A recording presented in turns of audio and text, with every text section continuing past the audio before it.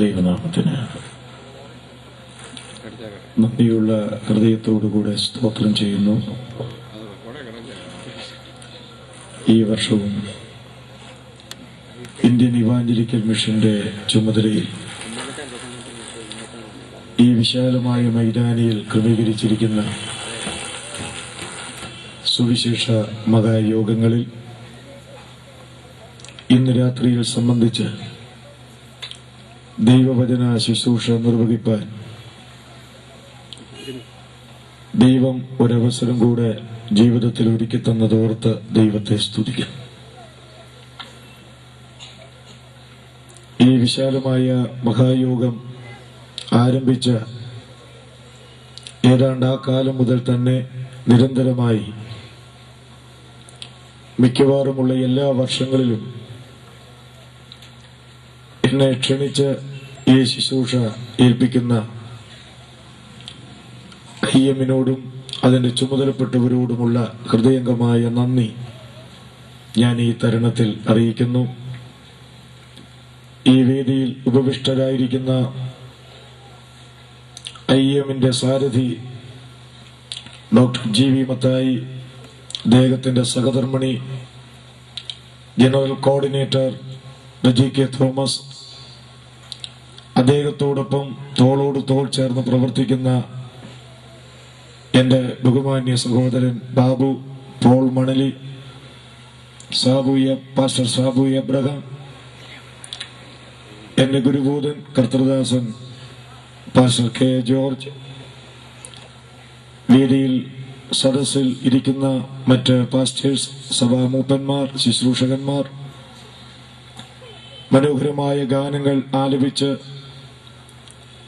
ആത്മീയ അന്തരീക്ഷം ഇവിടെ സൃഷ്ടിച്ചുകൊണ്ടിരിക്കുന്ന ബഹുമാന്യ സുഹൃത്തുക്കളായ KG മാർക്കോസ്, കുട്ടിയച്ചൻ, അവരുടെ സഹപ്രവർത്തകർ,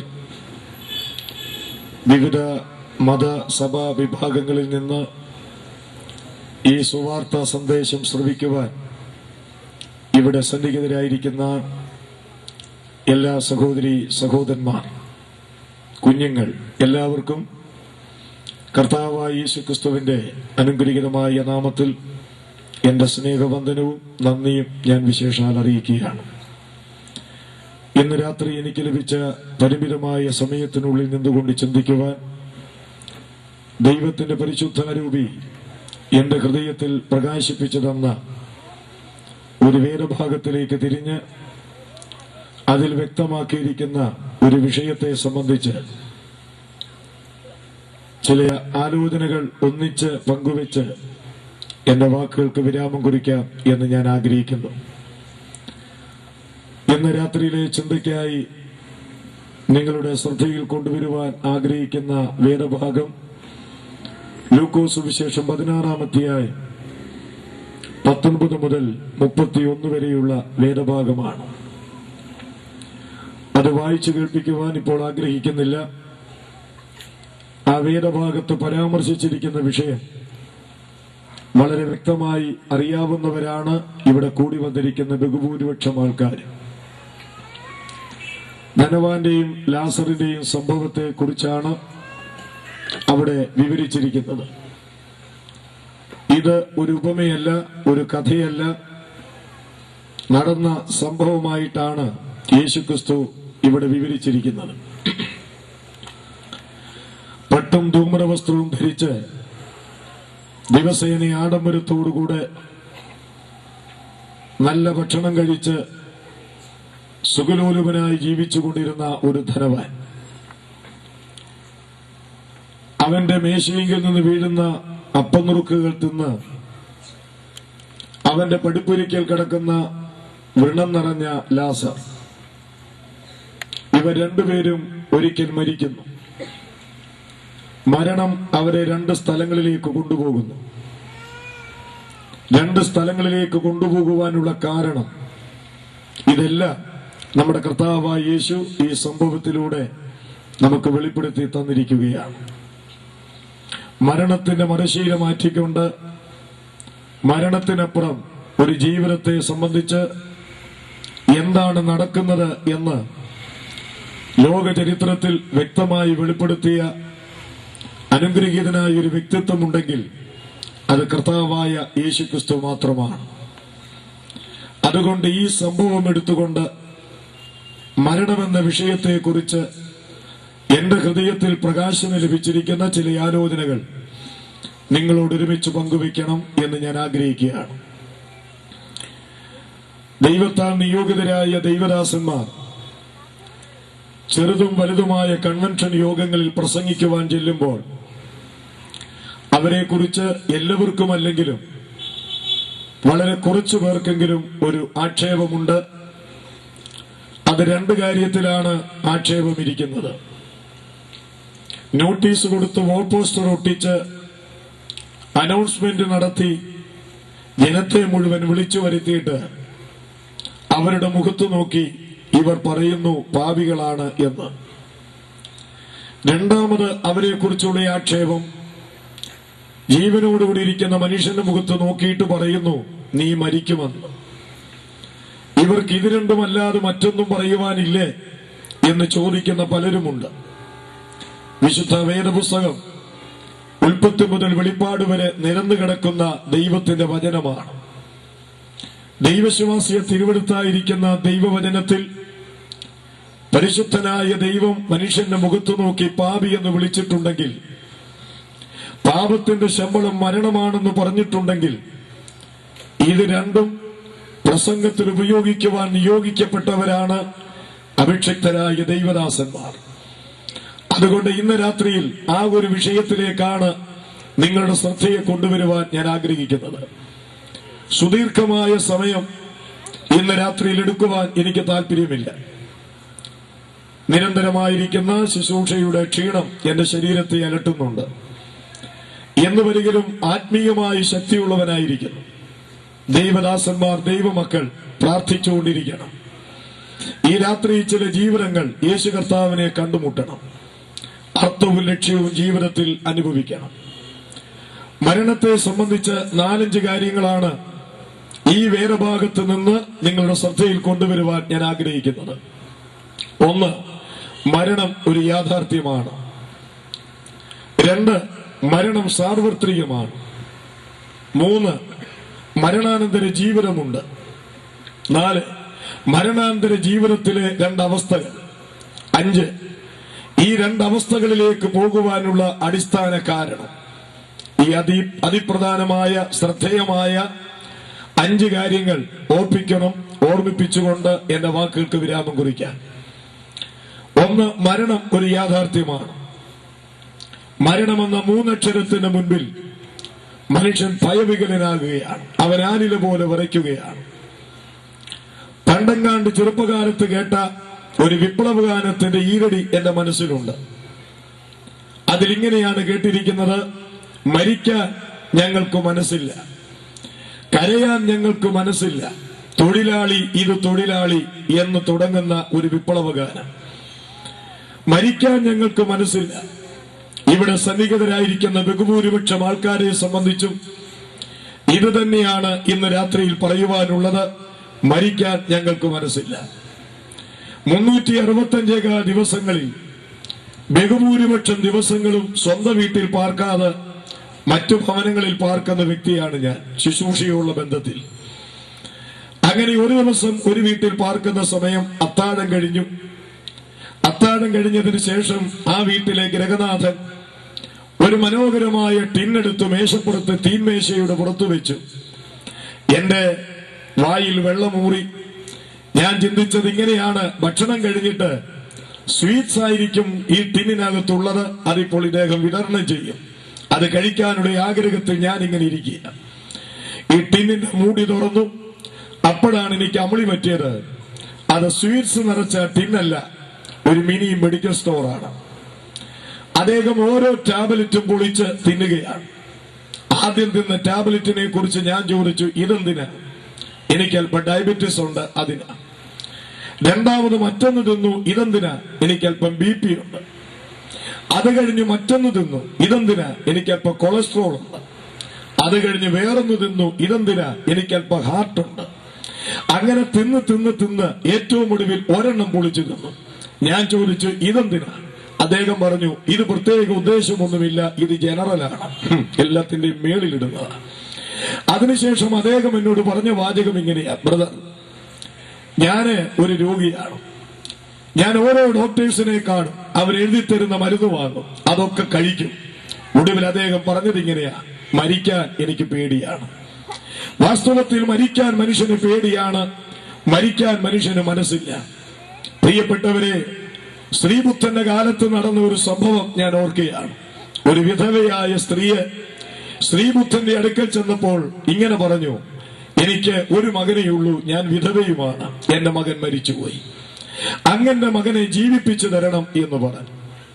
അപ്പോൾ ശ്രീബുദ്ധൻ പറഞ്ഞു, ഒരു കാര്യം ചെയ്യ്, നീ അല്പ കടുക് ഒരു വീട്ടിൽ ഏതെങ്കിലും ഒരു വീട്ടിൽ നിന്ന് വാങ്ങിച്ചു കൊണ്ടുവരണം. അത്രയല്ലേ ഉള്ളൂ. കടുക് വാങ്ങുവാൻ വേണ്ടി ഈ സ്ത്രീ സർവശക്തി ഉപയോഗിച്ച് ഓടുവാൻ തുടങ്ങിയപ്പോൾ ശ്രീബുദ്ധൻ വീണ്ടും വിളിച്ചു: നിൽക്ക്, കടുക് വാങ്ങുമ്പോൾ ഒരു കാര്യം ഓർക്കണം, മരണം കടന്നു ചെന്നിട്ടില്ലാത്ത വീട്ടിൽ നിന്ന് വേണം കടുക് വാങ്ങിച്ചു കൊണ്ടുവരാൻ. അങ്ങനെ അവൾ വേഗത്തിൽ പോയി ആദ്യത്തെ വീട്ടിൽ കയറി. എനിക്കല്പം കടുക് വേണമെന്ന് പറഞ്ഞു. കടുകിനെന്താ വിലയുള്ളത്? വളരെ വേഗത്തിൽ തരാമല്ലോ എന്ന് പറഞ്ഞ് ഒരു നുള്ളു കടുകും എടുത്തുകൊണ്ട് ആ വീട്ടുടമയായ ഈ സ്ത്രീയുടെ അടുക്കലേക്ക് ചെന്നു. വാങ്ങിക്കാൻ ഒരുങ്ങിയപ്പോൾ ഇവൾ മറുചോദ്യം ചോദിച്ചു: ആരെങ്കിലും ഇവിടെ മരിച്ചിട്ടുണ്ടോ? ഉണ്ട്, കഴിഞ്ഞ വർഷമാണ് എന്റെ ഭർത്താവ് മരിച്ചത്. അങ്ങനെ ചെന്ന എല്ലാ വീടുകളിലും കടുക് കൊടുക്കുവാൻ താല്പര്യമുണ്ടെങ്കിലും ആ വീടുകളിലെല്ലാം മരണം പ്രവേശിച്ചിട്ടുണ്ടായിരുന്നു. ഒടുവിൽ വെറും കൈയോടുകൂടെ നിരാശയുടെ മുഖത്തോടുകൂടെ അധോമുഖയായി അവള് ശ്രീബുദ്ധന്റെ അടുക്കലേക്ക് വന്നിട്ട് ഇങ്ങനെ പറഞ്ഞു: സർ, ഗുരു, കടുകെല്ലാവരും തരും, പക്ഷേ ഞാൻ ചെന്ന എല്ലാ വീട്ടിലും മരണമുണ്ടായിരുന്നു. അപ്പോ ശ്രീബുദ്ധൻ പറഞ്ഞ വാക്കിങ്ങനെയാണ്: ഇത് പഠിപ്പിക്കുവാനാണ് ഞാൻ നിന്നെ പറഞ്ഞു വിട്ടത്. മകളെ, ജനിച്ചാൽ ഒരിക്കൽ മരിക്കണം. മരണത്തെ മാറ്റി നിർത്തുവാൻ നമുക്ക് കഴിയുകയില്ല. പ്രിയപ്പെട്ടവരെ, ശാസ്ത്രത്തിന്റെ ഊഞ്ഞാലിൽ ആന്തോളനമാടുന്ന ഈ കാലത്ത്, ആ ഹോസ്പിറ്റൽ മാറി സൂപ്പർ സ്പെഷ്യാലിറ്റി ഹോസ്പിറ്റൽ വരെ വർദ്ധിച്ചുകൊണ്ടിരിക്കുന്ന ഈ കാലത്ത് വൈദ്യശാസ്ത്രം എത്ര പുരോഗമിച്ചിട്ടും മരണത്തെ മാറ്റി നിർത്തുവാൻ ഇന്ന് വരെ മനുഷ്യന് കഴിഞ്ഞിട്ടില്ല. അവൻ നീട്ടുന്ന ചൂണ്ടുവരലിന്റെ മുൻപിൽ ഒരു എറുമ്പിനെ മുതൽ ആനയെ വരെ കീഴ്പ്പെടുത്തുവാൻ ഇന്നിന്റെ മനുഷ്യന് കഴിയുന്നുണ്ട്. കുറെ കൂടെ മുകളിലേക്ക് ചെന്നാൽ ശാസ്ത്രത്തിന്റെ നീളമുള്ള കരങ്ങൾ നീട്ടി വാനഗോളങ്ങളെ കീഴ്പ്പെടുത്തുവാനും ഇന്നത്തെ മനുഷ്യന് കഴിയുന്നുണ്ട്. ഇത്രമാത്രം കീഴ്പ്പെടുത്തൽ നടത്തുന്ന മനുഷ്യന് കീഴടങ്ങാതിരിക്കുന്ന ഒരു പ്രതിഭാസം, ഒരു യാഥാർത്ഥ്യമുണ്ടെങ്കിൽ അത് മരണമാണ്. പ്രിയപ്പെട്ടവരെ, മരണം അതൊരു യാഥാർത്ഥ്യമാണ്. മരിക്കാൻ മനുഷ്യന് മനസ്സില്ലെങ്കിലും മനസ്സുണ്ടെങ്കിലും ഒരു ദിവസം മരിച്ചേ മതിയാകുകയുള്ളൂ. മരണം ക്ഷണിക്കപ്പെടാത്ത ഒരതിഥിയാണ്. ഈ മലയാളക്കരയിൽ ജീവിച്ചിരുന്ന ഭക്തനായ കവി സാധു കൊച്ചുഞ്ഞുപദേശി മരണത്തെ കുറിച്ച് പാടിവെച്ചത് നമുക്കറിയാം. വണ്ണം പെരുത്താലും മണ്ണിനിരയാകും, കണ്ണിന്റെ ഭംഗിയോ മായമായ. കൊട്ടാരമായാലും വിട്ടേ മതിയാകും, കോട്ടയ്ക്കകത്തും മൃത്യു കയറി ചെല്ലും. 10,000 നില പൊക്കിപ്പണിതാലും അതിനുള്ളിലും മൃത്യു കടന്നു ചെല്ലും എന്ന് അദ്ദേഹം പാടുകയുണ്ടായി. മനുഷ്യൻ മരിക്കണം. എന്നാൽ ഈ മരണത്തിന് വേണ്ടി ഒരുക്കം നമുക്ക് ആവശ്യമാണ്. ഇവിടെ കൂടിയിരിക്കുന്ന പ്രിയപ്പെട്ടവര് നിരവധി പ്രതീക്ഷകളുമായിട്ടാണ് ഈ മൈതാനിയിൽ ഇരിക്കുന്നത്. വേദിയിലും സദസ്സിലുമായിട്ടിരിക്കുന്നവർക്കെല്ലാം ഓരോരോ പ്രതീക്ഷകളുണ്ട്. ഒരുപക്ഷെങ്കിൽ ഈ യോഗം കഴിഞ്ഞ് ഭവനത്തിൽ ചെന്ന് ചെയ്തു തീർക്കേണ്ട കാര്യങ്ങളെ കുറിച്ചുള്ള പ്രതീക്ഷ, നാളെ പ്രഭാതം പൊട്ടിവിടർന്നാൽ ചെയ്തു തീർക്കേണ്ടതായ പ്രതീക്ഷ, അടുത്ത ചില മാസങ്ങളിലായി ജീവിതത്തിൽ കൈവരിക്കേണ്ട ചില പ്രതീക്ഷ. ഈ പ്രതീക്ഷകളെല്ലാം ഹൃദയത്തിൽ ഇട്ടുകൊണ്ടാണ് പലരും ഇവിടെ ഇരിക്കുന്നത്. ഞാനൊരു ചോദ്യം ചോദിക്കട്ടെ: ഈ പ്രതീക്ഷകളൊക്കെ പൂവണിയും എന്ന് ആര് കണ്ടു? പണ്ടാരോ പറഞ്ഞു വെച്ചതുപോലെ ഈ പ്രതീക്ഷകളെല്ലാം മലപ്പൊടിക്കാരന്റെ ദിവാസ്വപ്നം പോലെ ആയിത്തീരുകയില്ലേ എന്ന് ആര് കണ്ടു? ഞാൻ കൊച്ചു ക്ലാസ്സിൽ പഠിക്കുന്ന സമയത്ത് പഠിച്ച ഒരു കവിതയുടെ സാരാംശം ഓർക്കുന്നുണ്ട്. അതിതാണ്: ഒരു വണ്ട് ഓരോ പൂവിൽ മാറി മാറി തേൻ നുകരുകയാണ്. അങ്ങനെ തേൻ നുകർന്ന് ഏതാണ്ട് ഒരാമ്പൽ കുളത്തിലേക്ക് ചെന്ന് വിടർന്ന് വികസിച്ച് നിൽക്കുന്ന ആമ്പൽപ്പൂവിനകത്ത് ഇരുന്നു കൊണ്ട് അതിന്റെ തേൻ എല്ലാം മറന്ന് ഈ വണ്ട് നുകരുകയാണ്. എന്നാൽ ആമ്പൽപ്പൂവിന്റെ സ്വഭാവം ഈ വണ്ടിന് അറിഞ്ഞുകൂടാ. നമുക്കറിയാം, പടിഞ്ഞാറെ ചക്രവാളത്തിൽ സൂര്യൻ അസ്തമിച്ചു കഴിഞ്ഞാൽ വിടർന്ന് വികസിച്ച് നിൽക്കുന്ന ഈ ആമ്പൽപ്പൂ പൊട്ടിടും. പിന്നെ സൂര്യൻ ഉദിച്ചെങ്കിൽ മാത്രമേ ഇത് വിരികയുള്ളൂ. അങ്ങനെ എല്ലാം മറന്ന് തേൻ നുകർന്നുകൊണ്ടിരിക്കുന്ന ഈ വണ്ട് ഇതെല്ലാം മറന്ന് ആസ്വദിച്ചു കൊണ്ടിരിക്കുമ്പോൾ പടിഞ്ഞാറെ ചക്രവാളത്തിൽ സൂര്യൻ അസ്തമിച്ചു. വിടർന്ന് വികസിച്ചു നിന്ന ആമ്പൽപ്പൂ പൊട്ടിട്ട് അതിനകത്ത് വണ്ടായി. വണ്ട് അതിനകത്ത് ഇരുന്നു കൊണ്ടൊരു മനോരഥം കാണുന്നതായിട്ടാണ് കവി പറഞ്ഞിരിക്കുന്നത്. രാവിപ്പോൾ ക്ഷണമങ്ങൊടുങ്ങിടും, ഉഷസംഗം പ്രകാശിച്ചിടും, ഈ കമലവും താനേ വിടരും, ഞാൻ ഇതിൽ നിന്നും പറന്നുയരും. ഈ വലിയ പ്രതീക്ഷകളുമായി താമരയ്ക്കുള്ളിൽ, ഈ ആമ്പൽപ്പൂവിനുള്ളിൽ ആയിരിക്കുന്ന വണ്ട് പ്രതീക്ഷകൾ ഇങ്ങനെ കാണുകയാണ്. ഈ സമയത്ത് കവി പറയുന്നത്, ഒരാന ആമ്പൽക്കുളത്തിലേക്ക് വന്നു. ആമ്പൽക്കുളത്തിലേക്ക് വന്ന ആന അതിന്റെ തുമ്പിക്കൈ കൊണ്ട് കുസൃതി കാണിക്കുവാൻ തുടങ്ങി. അങ്ങനെ കുസൃതി കാണിച്ചുകൊണ്ടിരുന്നൊടുവിൽ വണ്ടിരുന്ന ആമ്പൽപ്പൂ അതിന്റെ തുമ്പിക്കൈ കൊണ്ട് പിടിച്ച് പിഴുതെടുത്തിട്ട് ആമ്പൽപ്പൂ അതിന്റെ കാലിനടിയിലിട്ട് ഞെരിച്ചമർത്തി. പ്രിയപ്പെട്ടവരെ, അതോടുകൂടി ആമ്പൽപ്പൂവും ആമ്പൽപ്പൂവിനകത്തിരുന്ന വണ്ടും വണ്ട് കണ്ടുകൊണ്ടിരുന്ന പ്രതീക്ഷയും എല്ലാം അവിടെ അസ്തമിക്കുകയുണ്ടായി. ദൈവം എന്നെ ശ്രദ്ധിക്കുന്ന നിങ്ങൾക്കെല്ലാം ദീർഘായുസ്സ് തരട്ടെ. പക്ഷേ ഒരു വസ്തുത പറയാം, ഇതാണ് നമ്മുടെ സ്ഥിതിയെങ്കിൽ ബലവാൻ തന്റെ ബലത്തിൽ പ്രശംസിക്കുന്നതെന്തിന്? ധനവാൻ തന്റെ ധനത്തിൽ പ്രശംസിക്കുന്നതെന്തിന്? ജ്ഞാനി തന്റെ ജ്ഞാനത്തിൽ പ്രശംസിക്കുന്നതെന്തിന്? പ്രിയപ്പെട്ടവരെ, നമ്മുടെ പ്രതീക്ഷ പൂവണിയും എന്നാര് കണ്ടു? അതുകൊണ്ട് മരണമുണ്ട് എന്ന് മനസ്സിലാക്കി വേണം മുൻപോട്ട് പോകാൻ. ദൈവം സഹായിക്കട്ടെ.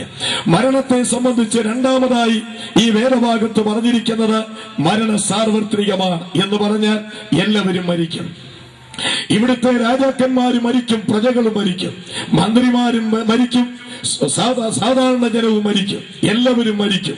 അടിമയും ഉടമയും മരിക്കും, തൊഴിലാളിയും മുതലാളിയും മരിക്കും, എല്ലാവരും മരിക്കും. എന്നാൽ എല്ലാവരും മരിക്കുമ്പോൾ മരിച്ചുപോയി എന്നല്ല പറയുന്നത്. നമുക്കറിയാം, രാജാക്കന്മാര് മരിക്കുന്ന സമയത്ത് ഇന്ന തിരുമനസ് കൊണ്ട് മരിച്ചുപോയി എന്നാരും പറയാറില്ല, നാട് നീങ്ങി എന്നാണ് പറയുന്നത്. ഇനി നമുക്കറിയാം, സഭകളിലെ മേലധ്യക്ഷന്മാര് മരിച്ചാൽ അവരും മരിച്ചു എന്ന് പറയില്ല, ഒക്കെ ചേർത്ത് ഒടുവിൽ പറയും തിരുമനസ് കാലം ചെയ്തു എന്നാണ് പറയുന്നത്. അതിനുശേഷം രാഷ്ട്രീയ നേതാക്കന്മാര് മരിച്ചാൽ മരിച്ചുവെന്ന് പറയുകയില്ല, പിന്നെയോ അവർ അന്തരിച്ചു എന്നാണ് പറയുന്നത്. ഇനി സാധാരണ ജനം മരിച്ചാൽ മരിച്ചുവെന്ന് പറയും. അതിൽ തന്നെ ക്രിസ്തു വിശ്വാസികളായവർ മരിച്ചാൽ പേപ്പറിലും മറ്റുമൊക്കെ കാണുന്നുണ്ട്, അവർ കർത്താവിൽ നിദ്ര പ്രാപിച്ചുവെന്നാണ്. തീർന്നില്ല, വെള്ളിയാഴ്ച തോറും നമ്മുടെ വീട്ടിൽ ഭിക്ഷയ്ക്ക് വരുന്ന ഭിക്ഷക്കാരൻ മരിച്ചാൽ സാധാരണ മരിച്ചു എന്ന് പോലും അവനെ കുറിച്ച് പറയുകയില്ല, അവൻ ചത്തുപോയി എന്ന് മാത്രമേ പറയുകയുള്ളൂ. അങ്ങനെ നാട് നീങ്ങി, കാലം ചെയ്തു, അന്തരിച്ചു, നിര്യാതരായി, മരിച്ചു, കർത്താവിൽ നിദ്ര പ്രാപിച്ചു, ചത്തുപോയി. ഇതൊക്കെ പറഞ്ഞാലും ഒന്ന് തന്നെയാണ്, മരണ സാർവത്രികമാണ്. അതെങ്ങനെ അറിയാം? ഈ വേദഭാഗത്ത് യേശുക്രിസ്തു പറയുന്നത്, ദിനേന പട്ടും ധൂമ്രവസ്ത്രവും ധരിച്ച് സുഖലോലുപനായി ജീവിച്ച ധനവാനും മരിച്ചു. അവന്റെ പടിപ്പൊരിക്കയിൽ കിടന്ന് അവന്റെ അപ്പനുറുക്കുകളെ തിന്നുകൊണ്ടിരുന്ന ദരിദ്രനായ ലാസറും മരിച്ചു. അപ്പോൾ ധനവാനും മരിക്കും, ലാസറും മരിക്കും. എന്റെ പ്രിയപ്പെട്ടവരെ, ബൈബിൾ പറയുന്നു, ഏത് മനുഷ്യനും ഉറച്ചു നിന്നാൽ ഒരു ശ്വാസമത്രേ. ഇന്നിന്റെ മനുഷ്യൻ അത് ഓർക്കുന്നില്ല. വൈകുന്നേരമാകുമ്പോൾ വെളുത്ത ബോർഡിൽ കറുത്തക്ഷരം എഴുതിയിരിക്കുന്ന ആ ഷാപ്പിലേക്ക് കടന്നു ചെന്ന് വേണ്ടുപോലെ കള്ള് മുത്തിക്കുടിച്ചിട്ട് കവലയിലേക്ക് വന്നിട്ട് തയ്യക്കാരി പിടിപ്പിച്ചു കൊടുത്ത ബട്ടൺസ് ഒക്കെ അടിച്ചു മാറ്റി അവന്റെ സ്റ്റീൽ ബോഡിയൊക്കെ കാണിച്ച് തോളെ കിടന്ന് ഓർത്തെടുത്തൊരു വട്ടക്കെട്ടും കെട്ടി ജനത്തോടൊരു ചോദ്യമുണ്ട്, ഞാൻ ആരാണെന്ന് നിനക്കറിയാമോടാ എന്ന്. നീ ആരാണെന്നറിയാം. ബൈബിൾ പറയുന്നു, ഏത് മനുഷ്യനും ഉറച്ചു നിന്നാൽ ഒരു ശ്വാസമത്രേ. പ്രിയപ്പെട്ടവരെ, ചൈനീസ് കുങ്ഫു പഠിച്ചാലും ജപ്പാനീസ് ഷോട്ടേക്കാൻ പഠിച്ചാലും ബ്ലാക്ക് ബെൽറ്റ് എടുത്താലും ബൈബിൾ പറയുന്നു, ഏത് മനുഷ്യനും ഉറച്ചു നിന്നാൽ ഒരു ശ്വാസമത്രേ. മുകളിലേക്ക് വലിച്ചു കയറ്റുന്ന ഓക്സിജൻ കാർബൺ ഡൈ ഓക്സൈഡായിട്ട് പുറത്തേക്ക് വിടണമെന്ന് വരികിൽ തമ്പുരാൻ കർത്താവ് അനുവദിക്കണം. കാർബൺ ഡൈ ഓക്സൈഡായിട്ട് പുറത്തേക്ക് വിട്ടതിന് ശേഷം അടുത്ത ഓക്സിജൻ എടുക്കണമെന്ന് വരികിൽ സ്വർഗത്തിന് തമ്പുരാൻ അനുവദിക്കണം. അതുകൊണ്ട് റോമാലേഖനം 11-ാം അധ്യായത്തിൽ പൗലോസ് അപ്പോസ്തലൻ പറഞ്ഞിരിക്കുന്നത് പോലെ ഞെളിയാതെ ഭയപ്പെടുവാൻ വളരെ ആവശ്യമുണ്ട്. എല്ലാവരും മരിക്കും. പ്രിയപ്പെട്ടവരെ, എല്ലാവരും മരിക്കും. ഒരു ശ്വാസത്തിന്റെ അനുവാദം മാത്രമേ എനിക്കും നിങ്ങൾക്കുമുള്ളൂ. എല്ലാവരും മരിക്കും. ഒരുപക്ഷെ നാളെ ആദ്യമായി മണ്ണിലേക്ക് കൊത്തുവാൻ പോകുന്ന തൂമ്പ എന്റെയും നിങ്ങളുടെയും ശവക്കുഴി തോണ്ടാനല്ല എന്നാര് കണ്ടു? അടുത്ത പള്ളിയിൽ നാളെ പ്രഭാതത്തിൽ മുടങ്ങാൻ പോകുന്ന ആ മരണമണി എന്റെയും നിന്റെയും മരണത്തെ വിളിച്ചറിയിക്കാനല്ല എന്നാര് കണ്ടു? അടുത്ത ദിവസം സമയമാനത്തിൽ പാടുവാൻ പോകുന്നത് നമ്മുടെ ശവശരീരത്തിന് ചുറ്റുമിരുന്നല്ല എന്നാര് കണ്ടു? ആകയാൽ പ്രിയപ്പെട്ടവരെ, മരണ സാർവത്രികമാണ്. ഞാനും നിങ്ങളും ഒരിക്കൽ മരിക്കും. മൂന്നാമതായി, മരണാനന്തര ജീവിതം മനുഷ്യനുണ്ട്. ഒന്ന്, മരണം ഒരു യാഥാർത്ഥ്യമാണ്. രണ്ട്, മരണ സാർവത്രികമാണ്. മൂന്നാമത്, മരണാനന്തര ജീവിതമുണ്ട്. എപ്പിക്കൂരിയുടെയും സ്തോയിക്കൂരിയുടെയും വാക്കുകൾ കടമെടുത്തുകൊണ്ട് ഇന്നത്തെ ഭൗതികവാദികൾ ലോകത്തെ പഠിപ്പിക്കുന്നത് എല്ലാം ഇവിടം കൊണ്ട് തീർന്നുവെന്നാണ്. തിന്നുക, കുടിക്കുക, ആനന്ദിക്കുക, ചാകുമ്പോൾ ചാകട്ടെ, ജീവിക്കുന്നിടത്തോളം കാലം സുഖമായി ജീവിക്കണം. ഞങ്ങളുടെയൊക്കെ മുഖത്ത് നോക്കി പലരും പറയാറുണ്ട്, കുടിക്കാത്തവൻ പുരുഷനാണോ, വലിക്കാത്തവൻ പുരുഷനാണോ, കാണാത്തവൻ പുരുഷനാണോ? വേദപുസ്തകം എടുത്തുകൊണ്ട് പോകുന്ന ഞങ്ങളെ നോക്കിയിട്ട് പലരും ഇങ്ങനെ പറയാറുണ്ട്, ഇതിങ്ങളുടെയൊക്കെ ഒരു ജീവിതമേ. അപ്പൊ ഞാൻ ചോദിക്കും, എന്താ ഞങ്ങളുടെ ജീവിതത്തിന് കുഴപ്പം? മറുപടി, ഇടോ ഒന്ന് കുടിക്കാനൊക്കുമോ, ഒന്ന് വലിക്കാനൊക്കുമോ, ഒന്ന് കാണാനൊക്കുമോ, ഒന്ന് തൊടാനൊക്കുമോ, ഒന്ന് തൊട്ടുരുവാനൊക്കുമോ? നിങ്ങളുടെയൊക്കെ വേലിക്കെട്ടിന്റെ ജീവിതം. പ്രിയപ്പെട്ടവരെ, ഇത് തന്നെയാണ് തിരിച്ചു നിന്നോട് ചോദിക്കാനുള്ളത്. നിന്റെ ഒരു ജീവിതം കുടിച്ചു കുടലും കരിഞ്ഞ് വയറ്റിൽ ക്യാൻസറും പിടിച്ച് പാൻ മസാലയും അതുപോലെ പാൻ പരാഗം തിന്ന് വായ്ക്കകത്ത് ക്യാൻസർ പിടിച്ച് സിഗരറ്റും ബീഡിയും മാറി മാറി കുടിച്ച് പഴയ സോഡാക്കുപ്പിയുടെ കവിളൊട്ടിയിരിക്കുന്നത് പോലെ കവിളുപൊട്ടി കണ്ട് കണ്ണും കുഴിഞ്ഞ് വേരിന്റെ ഇടയിൽ നിന്ന് വലിച്ചെടുത്തതുപോലെ വാഴപ്പാട് ഒരു പേക്കോല്. എന്നെ ശ്രദ്ധിക്കുന്ന പ്രിയപ്പെട്ടവരെ, എല്ലാം ഇതും കൊണ്ട് അവസാനിച്ചുവെന്ന് ആരെങ്കിലും ചിന്തിക്കുന്നുവെങ്കിൽ നിങ്ങൾക്ക് തെറ്റുപറ്റിയിരിക്കുകയാണ്. മനുഷ്യനെന്ന് പറയുന്നത് ആറടി മണ്ണിൽ നീറി ഒടുങ്ങിപ്പോകുന്ന ഒരു ജീവിതമല്ല. മനുഷ്യനെന്ന് പറയുന്നത് ആറടി മണ്ണിന്റെ ജന്മിയല്ല. മനുഷ്യനെന്ന് പറയുന്നത് മരണം കൊണ്ട് മണ്ണ് കപ്പുന്നവനല്ല. മരണമെന്ന് പറയുന്നത് മനുഷ്യ ജീവിതത്തിന്റെ ആരംഭമല്ല, നിത്യതയിലെ ജീവിതത്തിന്റെ ആരംഭമാണ്. മരണമെന്ന് പറയുന്നത് നിത്യതയിലേക്കുള്ള പ്രവേശന കവാടമാണ്. മരണം കൊണ്ട് മനുഷ്യന്റെ അവസ്ഥ തീരുന്നില്ല. കാരണം എന്നിലും നിങ്ങളിലും അമൂർത്യമായ, അതുല്യമായ, അനശ്വരമായ ഒരാത്മാവുണ്ട് എന്ന് ബൈബിൾ പഠിപ്പിക്കുന്നു. നാം വ്യക്തിപരമായ ജീവിതത്തിൽ അത് അനുഭവിക്കുകയാണ് ചെയ്യുന്നത്. മനുഷ്യൻ ആത്മാവുണ്ട്. മനുഷ്യനെ വില കൂടിയാക്കി തീർക്കുന്നത് മനുഷ്യന്റെ ആത്മാവാണ്. മനുഷ്യൻ ആത്മാവില്ലെന്ന് വന്നാൽ സകല ജീവജാലങ്ങളെക്കാൾ മനുഷ്യൻ വില കുറഞ്ഞവനായി തീരും. കേൾക്കണോ നിങ്ങൾക്ക്? ഏതാനും കുറെ കാലങ്ങൾക്ക് മുൻപ് പ്രശസ്ത ശാസ്ത്രജ്ഞനായ ഡോക്ടർ ചാൾസ് മേയോ എന്റെയും നിങ്ങളുടെയും ശരീരത്തിന് കൊടുത്ത വില 6 രൂപ 40 പൈസയാണ്. 6 രൂപ 40 പൈസ. മാറി മാറി ഡ്രസ് ധരിപ്പിച്ചുകൊണ്ട് നടക്കുന്ന ഈ ശരീരത്തിന് ഹോർലിക്സ്, ബോൺവിറ്റ, വിവ തുടങ്ങിയ പോഷകാഹാരങ്ങൾ കൊടുത്ത് പോഷിപ്പിക്കുന്ന ഈ ശരീരത്തിന് നിരവധി ക്രീമുകൾ പുരട്ടി സൗന്ദര്യം വർദ്ധിപ്പിക്കുന്ന ഈ ശരീരത്തിന് ഡോക്ടർ ചാൾസ് മേയോ കൊടുത്തത് 6 രൂപ 40 പൈസ. അദ്ദേഹം പറയുന്നത് ഇങ്ങനെയാണ്: ഒരു കോഴിക്കൂട് വെള്ളയടിക്കാനുള്ള കുമ്മായം ഈ ശരീരത്തുണ്ട്, 2 ഇഞ്ചാണി ഉണ്ടാക്കാനുള്ള ഇരുമ്പ് ഈ ശരീരത്തുണ്ട്, 2 കത്ത സോപ്പ് ഉണ്ടാക്കാനുള്ള കൊഴുപ്പ് ഈ ശരീരത്തുണ്ട്, അല്പം മഗ്നീഷ്യം ഈ ശരീരത്തുണ്ട്. അങ്ങനെ തുടങ്ങുന്ന സാധനങ്ങൾ എല്ലാം കൂടെ കണക്കിലെടുത്ത് ആ കാലത്ത് അദ്ദേഹം കൊടുത്ത വിലയാണ് 6 രൂപ 40 പൈസ. ഞാൻ ചോദിക്കട്ടെ, 6 രൂപ 40 പൈസയുടെ വിലകളാണോ ഇപ്പോൾ ഇവിടെ കൂടിയിരിക്കുന്നത്? 6 രൂപ 40 പൈസ വില വരുന്ന മനുഷ്യനാണോ ഇന്ന് രാത്രി ദൈവവചനം അറിയിക്കുന്നത്? 6 രൂപ 40 പൈസ വരുന്ന മനുഷ്യരാണോ ഇന്ന് രാത്രി മനോഹരമായ ഗാനങ്ങൾ ആലപിച്ചത്? 6 രൂപ 40 പൈസ വില വരുന്ന മനുഷ്യരാണോ ഈ മനോഹരമായ പ്രസ്ഥാനം കെട്ടിപ്പടുത്തുകൊണ്ടിരിക്കുന്നത്? അല്ല. മനുഷ്യൻ 6 രൂപ 40 പൈസ വില വരുന്നവനല്ല. സകല ജീവജാലങ്ങളെക്കാൾ മനുഷ്യൻ വില കൂടിയവനാണ്. അവനെ വില കൂടിയവനാക്കി തീർക്കുന്നത് എന്താണ്? മനുഷ്യന്റെ ആത്മാവാണ്. പ്രിയപ്പെട്ടവരെ, ബൈബിൾ അത് പറയുന്നുണ്ട്. സഭാപ്രസംഗികളുടെ പുസ്തകം 12-ാം അധ്യായം 7-ാം വാക്യത്തിൽ സഭാപ്രസംഗി വിളിച്ചു പറയുന്നത് ഇങ്ങനെയാണ്: പൊടി പണ്ടായിരുന്നത് പോലെ പൊടിയിലേക്ക് തിരികെ ചേരും, ആത്മാവതിനെ നൽകിയ ദൈവത്തിന്റെ അടുക്കലേക്ക് പോകുന്നുവെന്നാണ്.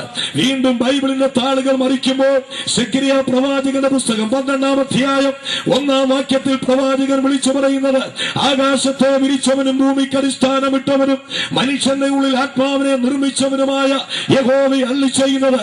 വീണ്ടും തിരുവെടുത്ത് പരിശോധിച്ച് പുതിയ നിയമത്തിലേക്ക് കടക്കുമ്പോൾ തെസ്സലോനിക്കർക്ക് 1 ലേഖനം 5-ാം അധ്യായം 23-ാം വാക്യത്തിൽ ധന്യനായ പൗലോസ്ലീഹ രേഖപ്പെടുത്തിയിരിക്കുന്നത് നിങ്ങളുടെ ആത്മാവും ജീവനും ശരീരവും എന്നാണ്. ആകയാൽ പ്രിയപ്പെട്ടവരെ, മനുഷ്യൻ എന്ന് പറയുന്നത് 3 ഘടകങ്ങളോട് കൂടിയവനാണ്. അവൻ ആത്മാവുണ്ട്, ജീവനുണ്ട്, ശരീരമുണ്ട്. ഇതാണ് മനുഷ്യനെ സകല ജീവജാലങ്ങളെക്കാൾ വേറിട്ട് നിർത്തുന്നത്, വില കൂടിയവനാക്കി തീർക്കുന്നത്. ആകയാൽ എന്നെ ശ്രദ്ധിക്കുന്ന മാന്യ ശ്രോതാക്കളെ, ഇവിടെ എന്നെ കേൾക്കുന്ന എല്ലാ പ്രിയപ്പെട്ടവരും ഓർക്കണം, നിങ്ങൾ സകല ജീവജാലങ്ങളെക്കാൾ വില കൂടിയവരാണ്. കാരണം യേശുക്രിസ്തു മർക്കോസ് സുവിശേഷം 8-ാം അധ്യായം 36-ാം വാക്യത്തിൽ ആത്മാവിന്റെ ഉടമയായ മനുഷ്യനെ നോക്കിയിട്ട് പറഞ്ഞു എന്ന്, ഒരു മനുഷ്യൻ സർവ്വലോകവും നേടുകയും തന്റെ ആത്മാവിനെ കളയുകയും ചെയ്താൽ എന്ത് പ്രയോജനം? എന്ന് പറഞ്ഞാൽ സർവ്വലോകത്തേക്കാൾ വിലയുള്ളതാണ് ചാണ്ടപ്പിള്ളയുടെ ആത്മാവ്, നിങ്ങളിൽ ഓരോരുത്തരുടെയും ആത്മാവ്. ചിലർ പറയുന്നത്, എനിക്കെന്ത് വിലയാണ് ഇവിടെയുള്ളത്, ഞാൻ സമൂഹത്തിൽ അവഗണിക്കപ്പെട്ടവനാണ്, അനാദരിക്കപ്പെട്ടവളാണ്, ഞാൻ ഈ സമൂഹത്തിൽ നിസ്സാരനാണ്, എന്നെ ആര് വിലമതിക്കുന്നുവെന്ന് അങ്ങനെ ആത്മകഥ നടത്തി വിലപിച്ച് നിരാശയുടെ നീർച്ചുഴിയിൽ അകപ്പെട്ട് ആശയത്തവരായി കിടക്കുന്ന ജീവനങ്ങൾ എന്റെ വാക്കുകളെ കേൾക്കുന്നെങ്കിൽ ഈ തുറക്കപ്പെട്ട ബൈബിളിനെ അധികരിച്ച് ഓർപ്പിക്കട്ടെ. ഇവിടുത്തെ ഏറ്റവും മാവേലിക്കരയിലെ ഏറ്റവും വലിയ ധനാഢ്യനും ഇവിടെ ഭിക്ഷയാദിക്കുന്ന ഭിക്ഷക്കാരനും സ്വർഗത്തിലെ ദൈവം കൊടുത്തിരിക്കുന്നത് ഏക വിലയാണ്, സകല ലോകത്തേക്കാൾ വില. എന്തുകൊണ്ടെന്ന് ചോദിച്ചാൽ അവനിൽ വിലപ്പെട്ട ഒരാത്മാവുണ്ട് എന്നുള്ളതാണ്. ആകയാൽ പ്രിയരെ, മനുഷ്യന് വിലപ്പെട്ട ആത്മാവുള്ളത് കൊണ്ട് മരണമെന്ന് പറയുന്നത് മനുഷ്യന്റെ അവസാനമല്ല, അവന് മരണാനന്തര ജീവിതമുണ്ട്. എന്നാൽ ഇന്നത്തെ മനുഷ്യൻ അത് ഓർക്കുന്നില്ല. 24 മണിക്കൂറും ഈ ശരീരത്തിന്റെ നേട്ടത്തിന് വേണ്ടി അവൻ അത്യധ്വാനം ചെയ്യുമ്പോൾ ആത്മാവിന്റെ നേട്ടത്തിന്റെ കാര്യം മനസ്സോടെയോ അല്ലാതെയോ അവൻ മറന്നുപോകുകയാണ് ചെയ്യുന്നത്. ഞാൻ ഇങ്ങനെ ഒരു ചെറിയ കഥ കേട്ടിട്ടുണ്ട്. കുറെ പിള്ളേർ ഒരു മൈതാനിയിൽ കളിച്ചുകൊണ്ടിരിക്കുകയാണ്. അങ്ങനെ കളിച്ചുകൊണ്ടിരിക്കുന്ന സമയത്ത് ഒരു പയ്യന്റെ ശ്രദ്ധ അവിടെ മൈതാനിയിലുള്ള ഒരു മണ്ടപോയ തെങ്ങിലേക്ക് ചെന്നുവിട്ടു. ആ തെങ്ങിന്റെ ഒരു ഭാഗത്ത് ഒരു ചെറിയ പോത്. അവൻ ആ പോതിലേക്ക് ശ്രദ്ധിച്ചു നോക്കിയപ്പോൾ ഒരു തത്തമ്മയും അതിന്റെ കുഞ്ഞിനെയും കണ്ടു. തത്തമ്മ പറന്നു പോകുമെന്ന് അവൻ അറിയാം. ആ കുഞ്ഞിനെ എടുക്കാനുള്ള ആഗ്രഹത്തിൽ ഒരു തായ്പൊക്കെ ഉണ്ടാക്കി കാലിലിട്ട് അവൻ ചാടിച്ചാടി ആ പോതിന്റെ അടുക്ക ചെന്ന് അവിടെ നിന്ന് ഈ തത്തമ്മ കുഞ്ഞിനെ കൈക്കലാക്കി താഴെ ഇറങ്ങി വന്നു. ഒരു സാമ്രാജ്യം പിടിച്ചടക്കിയ ഒരു തൃപ്തി. ഇവന്റെ സുഹൃത്തുക്കൾ ഇവന്റെ കൂടെ കൂടി ഇവന്റെ വീട്ടിലേക്ക് ചെന്നു. ഈ തത്തമ്മ കുഞ്ഞിനെ ഒരു കുട്ടയുടെ കീഴിൽ അടച്ചിട്ടു. എന്നിട്ട് അവൻ സുഹൃത്തുക്കളോട് കുറെ കൂടി ശ്രദ്ധിച്ചപ്പോൾ ഈ തത്തമ്മയുടെ കാലിലൂടെ ചിറകിലൂടെ ചെറിയ ചെറിയ ഉറുമ്പ് ഇഴയുകയാണ്. അവന് മനസ്സിലായി തത്തമ്മ സത്തുപോയിരുന്നു. എന്താണ് കാരണം? തത്തമ്മയ്ക്ക് വേണ്ടി കൂടുണ്ടാക്കുന്ന ശ്രദ്ധയിൽ തത്തമ്മയുടെ കാര്യം അവൻ മറന്നുപോയി. പ്രിയപ്പെട്ടവരെ, ഇത് വലിയൊരു പാഠമാണ്. മാവേലിക്കരയിലും പരിസരത്തു നിന്നും അല്ല അല്പം അകലെ നിന്നും ഈ മഹായോഗത്തിൽ കടന്നു വന്നിരിക്കുന്ന ഈ തടിച്ചുകൂടുന്ന ജനാവലിയോട് ഞാൻ ഓർപ്പിക്കട്ടെ, ഇതല്ലേ നമ്മുടെ ഈ സ്ഥിതി. ഈ ശരീരം എന്ന കൂടിനു വേണ്ടി പണമുണ്ടാക്കുവാൻ, വേണ്ടുപോലെ മധ്യത്വവാനം ചെയ്യുവാൻ, തിരുവെടുത്തിൽ പറയുന്നത് പോലെ കന്നട്ടയ്ക്ക് തരിക തരിക എന്ന് 2 പുത്രിമാരുണ്ടെന്ന് പറയുന്നത് പോലെ തരിക തരിക എന്നുള്ള ആഗ്രഹത്തിൽ വീണ്ടും വെട്ടിപ്പിടിക്കുവാൻ ആഗ്രഹിച്ചുകൊണ്ട് പോകുന്ന ഇതിനകത്തൊരു തത്തമ്മയുണ്ട്, ഒരാത്മാവുണ്ടെന്നുള്ള വസ്തുത മനസ്സോട് മറക്കുകയല്ലേ ചെയ്യുന്നത്? ചെയ്യരുത്. ആ പളങ്കു പാത്രത്തെ ഉടച്ചു കളയരുത്. അർത്ഥവും ലക്ഷ്യവും നിന്റെ ജീവിതത്തിന് വേണം. ആ വിലപ്പെട്ട ജീവിതത്തെ നീ തച്ചുടച്ചു കളയരുത്. ശരീരത്തിന് വേണ്ടി അധ്വാനിക്കുന്ന നീ ആത്മാവിനെ നഷ്ടപ്പെടുത്തരുത്. ഇന്ന് രാത്രിയിലെ യോഗത്തിന്റെ ആത്യന്തികമായ ഉദ്ദേശം അതാണ്. ഇവിടെ കടന്നു വന്നിരിക്കുന്ന സകല ജീവിതങ്ങളും ആത്മാക്കളുടെ രക്ഷ നേടിക്കൊണ്ട് ഭവനങ്ങളിലേക്ക് കടന്നു പോകണം. അതാണ് ജീവിതത്തിന്റെ ആത്യന്തികമായിരിക്കുന്ന ആഗ്രഹം. പ്രിയരെ, ആകയാൽ ഈ ആത്മാവിന് രക്ഷയാണ് വലുത്. മരണാനന്തരം മനുഷ്യന് ജീവിതമുണ്ട്. ഈ നേടിയതെല്ലാം ഇവിടെ ഇട്ടേച്ചു പോകേണ്ടി വരും. ശ്രീമതി മേരി ജോൺ തോട്ടം പാടിയത് അങ്ങനെയാണ്. ഈ കരത്തിലുള്ളതെല്ലാം ഇവിടെ ത്യജിച്ചിട്ട് പോകണമെന്നാണ്. ശരിയല്ലേ? ഒരു കൊച്ചുകുട്ടി ഈ ലോകത്തിലേക്ക് ജനിക്കുമ്പോൾ അമ്മമാർക്കറിയാം അതിന്റെ കൈ ചുരുണ്ടിരിക്കും. എന്ന് പറഞ്ഞാൽ ഇവിടെ കുറെയൊക്കെ നേടിയെടുക്കണമെന്നുള്ള ആഗ്രഹത്തിലാണ് കൈ ചുരുട്ടിക്കൊണ്ട് വരുന്നത്. എന്നാൽ നമുക്കറിയാം, മരിച്ചു കഴിഞ്ഞാൽ ആ കൈ ചുരുണ്ടല്ലിരിക്കുന്നത്, നിവർന്നാണിരിക്കുന്നത്. എന്ന് പറഞ്ഞാൽ ചുരുട്ടിപ്പിടിച്ചതെല്ലാം ഇവിടെ ഇട്ടേച്ചു പോകുന്നു എന്നാണ്. ശരിയല്ലയോ? അതുകൊണ്ടാണ് ഇയ്യോബ് പറഞ്ഞത്, ഞാൻ നഗ്നനായി വന്നു, നഗ്നനായി തന്നെ പോകുന്നു. അല്ലയോ മാവേലിക്കരെ, നീ വഞ്ചിക്കപ്പെടരുത്. ഈ മണ്ണാങ്കട്ടയ്ക്ക് വേണ്ടി, ശരീരമെന്ന മണ്ണാങ്കട്ടയ്ക്ക് വേണ്ടി നിന്റെ ജീവിതത്തെ മുഴുവൻ ഹോമിക്കരുവാൻ ദൈവം അനുവദിക്കുന്നില്ല. നിനക്ക് വിലപ്പെട്ടിയ ഒരു ആത്മാവുണ്ട്. മെച്ചമായ ഒരു ജീവിതം ഇവിടെ നയിക്കേണ്ടത് വളരെ ആവശ്യമാണ്. ദൈവത്തോടും മനുഷ്യരോടുമുള്ള നിന്റെ കടപ്പാടുകളെയും ബന്ധങ്ങളെയും നിവർത്തിച്ചുകൊണ്ട് അനുഗ്രഹീതമായ മെച്ചമായ ഒരു ജീവിതം നയിപ്പാൻ ഇവിടെ കടന്നു വന്നിരിക്കുന്ന സകല ജീവിതങ്ങളെ കുറിച്ചും സ്വർഗത്തിലെ ദൈവം ഇന്ന് രാത്രി ആഗ്രഹിക്കുന്നുണ്ട്. ഒരൊറ്റ ആയുസ് മാത്രം. എന്റെ പ്രസംഗത്തിൽ പലപ്പോഴും ഞാൻ മനസ്സിലാക്കാൻ ഉദാഹരണം പറയും. ഇവിടെയും ഒരു ഉദാഹരണം പറയട്ടെ. ഒരു 50 പൈസയുമായി ഒരു പെൺകുട്ടി രാവിലെ മിഠായി വിൽക്കുന്ന കടയിലേക്ക് ചെന്നു. നിരവധി ഭരണിയിൽ വിവിധ കളറിലുള്ള മിഠായി നിരത്തി വെച്ചിരിക്കുകയാണ്. ആദ്യം ഒരു ചുവന്ന മിഠായിയുടെ അടുക്കലേക്ക് ഇവൾ ചെന്നു. കടക്കാരനോട് ചോദിച്ചു, സർ, ഈ ചുവന്ന മിഠായിക്ക് എന്താ വില? അദ്ദേഹം പറഞ്ഞു 50 പൈസ. എന്നാൽ അതെനിക്ക് വേണം. ഭരണിയുടെ മൂടി തുറന്ന് ഈ മിഠായി എടുക്കുവാൻ ഒരുങ്ങിയപ്പോൾ ഇവൾ വീണ്ടും ചോദിച്ചു, സർ നിൽക്ക്, അപ്പുറം ഇരിക്കുന്ന മഞ്ഞ മിഠായിക്ക് എന്താ വില? അദ്ദേഹം പറഞ്ഞു 50 പൈസ. എന്നാൽ എനിക്ക് അത് മതി. അദ്ദേഹം ഇതടച്ച് അത് തുറക്കാൻ നേരത്ത് വീണ്ടും ചോദിച്ചു, നിൽക്ക്, അപ്പുറത്തെ നീല മിഠായിക്ക് എന്താ വില? അപ്പോഴും അദ്ദേഹം ക്ഷമയോടെ പറഞ്ഞു 10 പൈസ. എന്നാൽ എനിക്ക് അത് മതി. അപ്പൊ അദ്ദേഹം കോപിക്കാൻ തുടങ്ങി. അദ്ദേഹം പറഞ്ഞു, നീ ബോഡി വെച്ച് രാവിലെ 50 പൈസയും കൊണ്ട് ഇറങ്ങിയിരിക്കുക മനുഷ്യനെ മെനക്കെടുത്താൻ. ഈ പെൺകുട്ടി ശാന്തമായി ആ മനുഷ്യന്റെ മുഖത്ത് നോക്കി ഇങ്ങനെ പറഞ്ഞു, സർ, നിങ്ങൾക്കത് പറയാം, എന്റെ കയ്യിൽ ആകെ 50 പൈസയേ ഉള്ളൂ. ഈ 50 പൈസ കയ്യിൽ നിന്ന് പോയാൽ പിന്നെ ഒരു 50 പൈസ എടുക്കാൻ എന്റെ കയ്യിലില്ല. അതുകൊണ്ട് ഈ 50 പൈസ കൊണ്ട് ഏറ്റവും മെച്ചമായ ഒരു മിഠായി വാങ്ങണമെന്നാണ് എന്റെ ആഗ്രഹം. യെസ്, ഇന്ന് രാത്രിയിൽ ഇവിടെ തടിച്ചുകൂടിയിരിക്കുന്ന ജനത്തോട് ഓർപ്പിക്കട്ടെ, ആകെ 50 പൈസയാണ് എന്റെയും നിങ്ങളുടെ കയ്യിലുള്ളത്. ഏക ഒരായുസ് മാത്രമേ ഉള്ളൂ. ഇത് കൈവിട്ടു പോയാൽ പിന്നെ ഒരായുസ് ഇവിടെ ജീവിക്കുവാൻ എനിക്കും നിങ്ങൾക്കും കഴിയാത്തത് കൊണ്ട് ജീവിതത്തെ ശ്രദ്ധയോടുകൂടെ നയിക്കുവാൻ ഇവിടെ കടന്നു വന്നിരിക്കുന്നവർക്ക് ഇടവരുത്തുമാറാകട്ടെ. ആകയാൽ മരണം കൊണ്ട് മണ്ണടിയാത്തൊരു ജീവിത മനുഷ്യനുണ്ട്, മരണാന്തര ജീവിത മനുഷ്യനുണ്ട്. മനുഷ്യന് വിലപ്പെട്ട ഒരാത്മാവുണ്ട്. നാലാമതായി ഇവിടെ കർത്താവായ യേശു പ്രതിപാദിച്ചിരിക്കുന്നത് മരണാന്തര ജീവിതത്തിൽ 2 അവസ്ഥകളുണ്ട്. എന്താണ് ആ 2 അവസ്ഥകൾ? ഇവിടെ ലാസർ മരിച്ചു. ദൂതന്മാർ അവനെ അബ്രഹാം പിതാവിന്റെ മടിയിലേക്ക് കൊണ്ടുപോയി. ധനവാൻ മരിച്ചു, അവൻ അടക്കപ്പെട്ടു, യാതനാസ്ഥലത്ത് പോയി. 2 അവസ്ഥകൾ. 1 അബ്രഹാം പിതാവിന്റെ മടി, 2 യാതനാസ്ഥലം.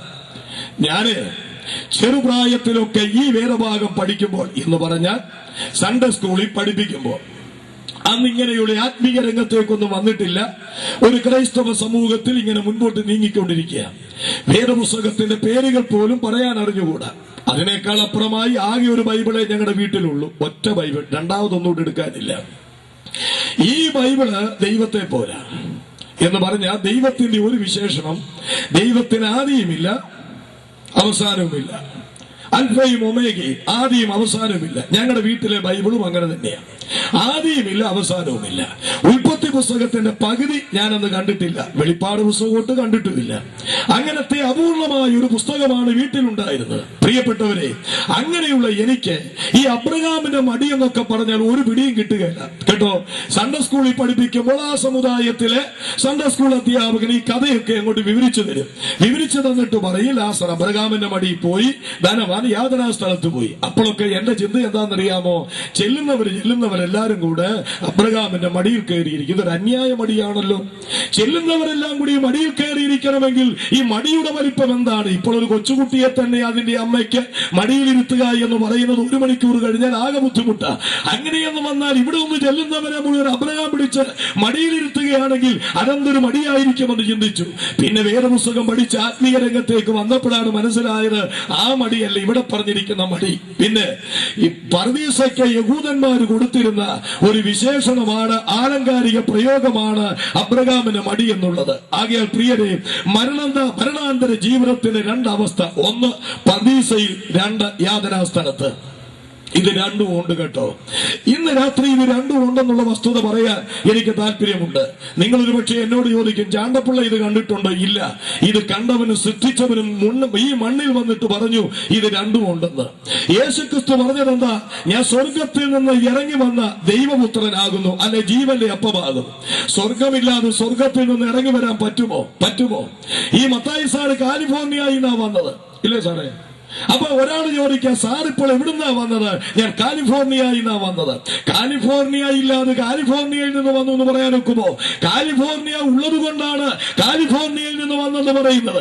ഇതുപോലെ സ്വർഗമുള്ളത് കൊണ്ടാണ് യേശുക്രിസ്തു സ്വർഗത്തിൽ നിന്ന് ഇറങ്ങി വന്നു എന്ന് പറയുന്നത്. അപ്പൊ പ്രിയപ്പെട്ടവരെ, യേശുക്രിസ്തുവിന്റെ വാക്ക് വിശ്വസിക്കാം, സ്വർഗമുണ്ട്. വീണ്ടും യേശുക്രിസ്തു മത്തായി, മർക്കോസ് സുവിശേഷങ്ങളിൽ വ്യക്തമായി പഠിപ്പിച്ചു. എന്ത്? നരകത്തെ കുറിച്ച്. യേശു പറഞ്ഞത് ഇങ്ങനെയാണ്: അവിടുത്തെ തീ കെട്ടുപോകുന്നില്ല, അവിടുത്തെ പുഴു ചാകുന്നില്ല, എല്ലാവരും തീ കൊണ്ട് ഉപ്പിടുമെന്നാണ്. അപ്പോൾ നിങ്ങൾ എന്നോടൊരു ചോദ്യം ചോദിക്കും, യേശു പറയുന്നതെല്ലാം വിശ്വസിക്കാമോ? നിശ്ചയമായും വിശ്വസിക്കാം. എന്താ കാര്യം? ബൈബിളിൽ പൗലോസ് അപ്പോസ്തലൻ പറയുന്നത് എന്താണെന്നറിയാമോ? ദൈവപുത്രനായ യേശു ഒരിക്കൽ ഉവെന്നും ഒരിക്കൽ ഇല്ല എന്നും ആയിരുന്നില്ല. ഉവെന്ന് തന്നെയാണ്. ഇന്നത്തെ രാഷ്ട്രീയ നേതാക്കന്മാർക്കും ഇന്നത്തെ മനുഷ്യരുമാണ് ഒന്നും രണ്ടും നാക്കുകളുള്ളത്. രാവിലെ പറയുന്നതല്ല 10 മണിക്ക് പറയുന്നത്, 10 മണിക്ക് പറയുന്നതല്ല ഉച്ചയ്ക്ക് പറയുന്നത്, ഉച്ചയ്ക്ക് പറയുന്നതല്ല 4 മണിക്ക് പറയുന്നത്, 4 മണിക്ക് പറയുന്നതല്ല അർദ്ധരാത്രി പറയുന്നത്. വാക്കിങ്ങനെ മാറിക്കൊണ്ടിരിക്കും. മണ്ടാരോ പറഞ്ഞു, വാക്ക് മാറാം, കഴുത്തു മാറാനൊക്കുമോ? തല മാറാനൊക്കുമോ? വാക്കല്ലേ മാറാനൊക്കുള്ളൂ, വാക്ക് മാറാൻ പാടില്ല. കാരണം യേശുക്രിസ്തുവിനെ കുറിച്ച് പറയുന്നുണ്ട്, ദൈവപുത്രനായ യേശു ഒരിക്കൽ ഉവെന്നും ഒരിക്കൽ ഇല്ലെന്നും ആയിരുന്നില്ല, ഉവെന്ന് തന്നെയായിരുന്നു. പത്രോസ് അപ്പോസ്തലൻ യേശുവിനെ കുറിച്ച് പറയുന്നത്, അവന്റെ വായിൽ വഞ്ചനയൊന്നുമില്ലായിരുന്നു. ദൈവത്തിന് സ്തോത്രം. വഞ്ചനയില്ലാത്ത നാവ് കൊണ്ട് ഉവെന്ന് മാത്രം പറയുന്ന ദൈവപുത്രനായ യേശുക്രിസ്തു ലോകത്തിന് മധ്യേ വെളിപ്പെടുത്തി ഒരു സ്വർഗമുണ്ട്, ഒരു നരകമുണ്ട്. പ്രിയപ്പെട്ടവരെ, ഇന്ന് രാത്രി ഞാൻ വ്യക്തമായി ഓർപ്പിക്കട്ടെ, ഇത് രണ്ടും യാഥാർത്ഥ്യങ്ങളാണ്. നിങ്ങൾ വിശ്വസിച്ചാലും ഇല്ലെങ്കിലും അനന്തവിദൂര ഭാവിയിൽ നിങ്ങളുടെ പാപനിമിത്തം നരകത്തിലേക്ക് പോകേണ്ടി വരും, രക്ഷിക്കപ്പെട്ടവർ സ്വർഗത്തിലേക്ക് പോകേണ്ടി വരും. ഇതൊരു യാഥാർത്ഥ്യമാണ്. 2 സ്ഥലങ്ങളുണ്ട്. ചില ആൾക്കാർ പറയുന്നത് ഇതെല്ലാം ഇവിടെ തന്നെയാണ്, ഇതെല്ലാം ഇവിടെ തന്നെയാണ്, എല്ലാം ഇവിടെയാണ്. പണ്ടൊരു സിനിമാ ഗാനത്തിൽ ഈരടി, അന്നൊക്കെ ചെറുപ്പത്തിലൊക്കെ കാണാറുണ്ടായിരുന്നു കേട്ടോ, അതുകൊണ്ട് ഈ പറയുന്നത്. സിനിമാ ഗാനത്തിൽ ഈരടി കേട്ടിട്ടുണ്ട്, സ്വർഗവും നരകവും ഇവിടെ തന്നെ. അടുത്തത്, രണ്ടും കണ്ടിട്ടുള്ളവരല്ലേ തെണ്ടിക ഞങ്ങൾ എന്നൊരു പാട്ടുണ്ട്. അല്ലെ, ആൾക്കാരോടൊക്കെ ചോദിച്ചു നോക്കി, ഇങ്ങനൊരു പാട്ടുണ്ട്. സ്വർഗവും നരകവും ഇവിടെ തന്നെ, രണ്ടും കണ്ടിട്ടുള്ളവരല്ലേ തെണ്ടിക ഞങ്ങൾ എന്നൊരു പാട്ടുണ്ട്. അപ്പൊ ഇവിടെ തന്നെയാണ് പറയുന്നത്. അതിന് ചോദിച്ചാൽ പറയുന്ന മറുപടി എന്താണെന്നറിയാമോ? സുഖമായിട്ടും പ്രതാപത്തോടും ജീവിച്ചാൽ അത് സ്വർഗമാണ്. ഇത് രണ്ടുമില്ലെങ്കിൽ നരകമാണ്. ഞാനൊരു കാര്യം ചോദിക്കട്ടെ, ഇവിടെ പണവും പ്രതാപവും ഉള്ള ആളിനെ ഇന്ന് രാത്രി കിട്ടുമെങ്കിൽ വിളിച്ചു ചോദിക്കാം, അല്ലയോ അച്ഛാൻ സ്വർഗത്തിലാണോ നരകത്തിലാണോ? പണവും പ്രതാപവും ഉണ്ടെങ്കിൽ സ്വർഗമാണെന്നാ ഒരു കൂട്ടർ പറയുന്നത്. അങ്ങനെയെങ്കിൽ അച്ഛൻ ഇപ്പൊ സ്വർഗത്തിലല്ലേ? അദ്ദേഹം പറയും, പണവും പ്രതാപവും ഒക്കെ ഉണ്ട്, പക്ഷേ അരിയുടെ ആഹാരം കഴിച്ചിട്ട് വർഷം 25 എന്താ? ഡയബറ്റീസാ. ഉപ്പ് ചേർത്തൊന്നും കഴിക്കാൻ പറ്റുന്നില്ല. എന്താ? അല്പം ബ്ലഡ് പ്രഷർ ഉണ്ട്. അതുപോലെ വറുത്തതും പൊരിച്ചതും കഴിക്കാൻ പറ്റുകയില്ല. അതെന്താ? എനിക്ക് അല്പം കൊളസ്ട്രോൾ ഉണ്ട്. നോക്കുക, പണവും പ്രതാപവും ഉണ്ടെങ്കിലും മനുഷ്യൻ കഴിക്കുന്ന ആഹാരം കഴിക്കാൻ പറ്റുകയില്ല. മേശയിൽ ഇരിക്കുന്നത് കാണാനേ പറ്റുകയുള്ളൂ, മോശ കനാൻ കണ്ടതുപോലെ. ഇതിൽ പരം നരകമുണ്ടോ പ്രിയപ്പെട്ടവരെ? അതുകൊണ്ട് ഇന്ന് രാത്രിയിൽ ഓർക്കേണ്ട ഒരു കാര്യം, ഇയ്യോബ് പറയുന്നത് ഇങ്ങനെയാണ്, കേട്ടുകൊള്ളുക. സ്ത്രീ പ്രസവിച്ച മർത്യൻ കഷ്ടസമ്പൂർണനത്രയെന്നാണ്. ഇവിടെ ആരും സുഖമായി മാത്രം ജീവിക്കുന്നില്ല, ഇവിടെ ആരും ദുഃഖമായി മാത്രം ജീവിക്കുന്നില്ല. സുഖദുഃഖങ്ങൾ കലർന്ന സമ്മിശ്രമായ ഒരു ജീവിതമാണ് മനുഷ്യ ജീവിതം. ആകയാൽ ഇവിടെ സ്വർഗമല്ല, നരകമല്ല. വേറെ ഒരു വിധത്തിൽ ഞാൻ ഇങ്ങനെ പറയട്ടെ, സ്വർഗമെന്ന് പറയുന്നത് പരിശുദ്ധിയുടെ സ്ഥലമാണ്. പരിശുദ്ധിയുടെ സ്ഥലം സ്വർഗം ഈ മണ്ണിലാണെങ്കിൽ സ്വർഗത്തിൽ മദ്യഷാപ്പില്ല, സ്വർഗത്തിൽ കള്ളക്കച്ചവടമില്ല, സ്വർഗത്തിൽ ബ്ലേഡ് മാഫിയില്ല, സ്വർഗത്തിൽ മ്ലേച്ഛതകളും വേശ്യാവൃത്തികളുമില്ല. മറിച്ച് ഇത് നരകമാണെന്നിരിക്കട്ടെ, ഈ നരകത്തിൽ സുവിശേഷ പ്രസംഗമില്ല, നരകത്തിൽ ഉപദേശമാര്, ദൈവദാസന്മാര്, ദൈവമക്കൾ ഒന്നിച്ചുകൂടി ആരാധിക്കുന്നില്ല.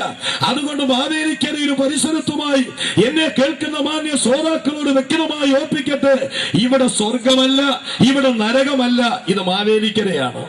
എന്നാൽ സ്വർഗവും നരകവും എന്ന് പറയുന്ന രണ്ട് യാഥാർത്ഥ്യങ്ങളുണ്ട്. യേശുക്രിസ്തു വ്യക്തമായി പഠിപ്പിച്ചിട്ടുണ്ട്.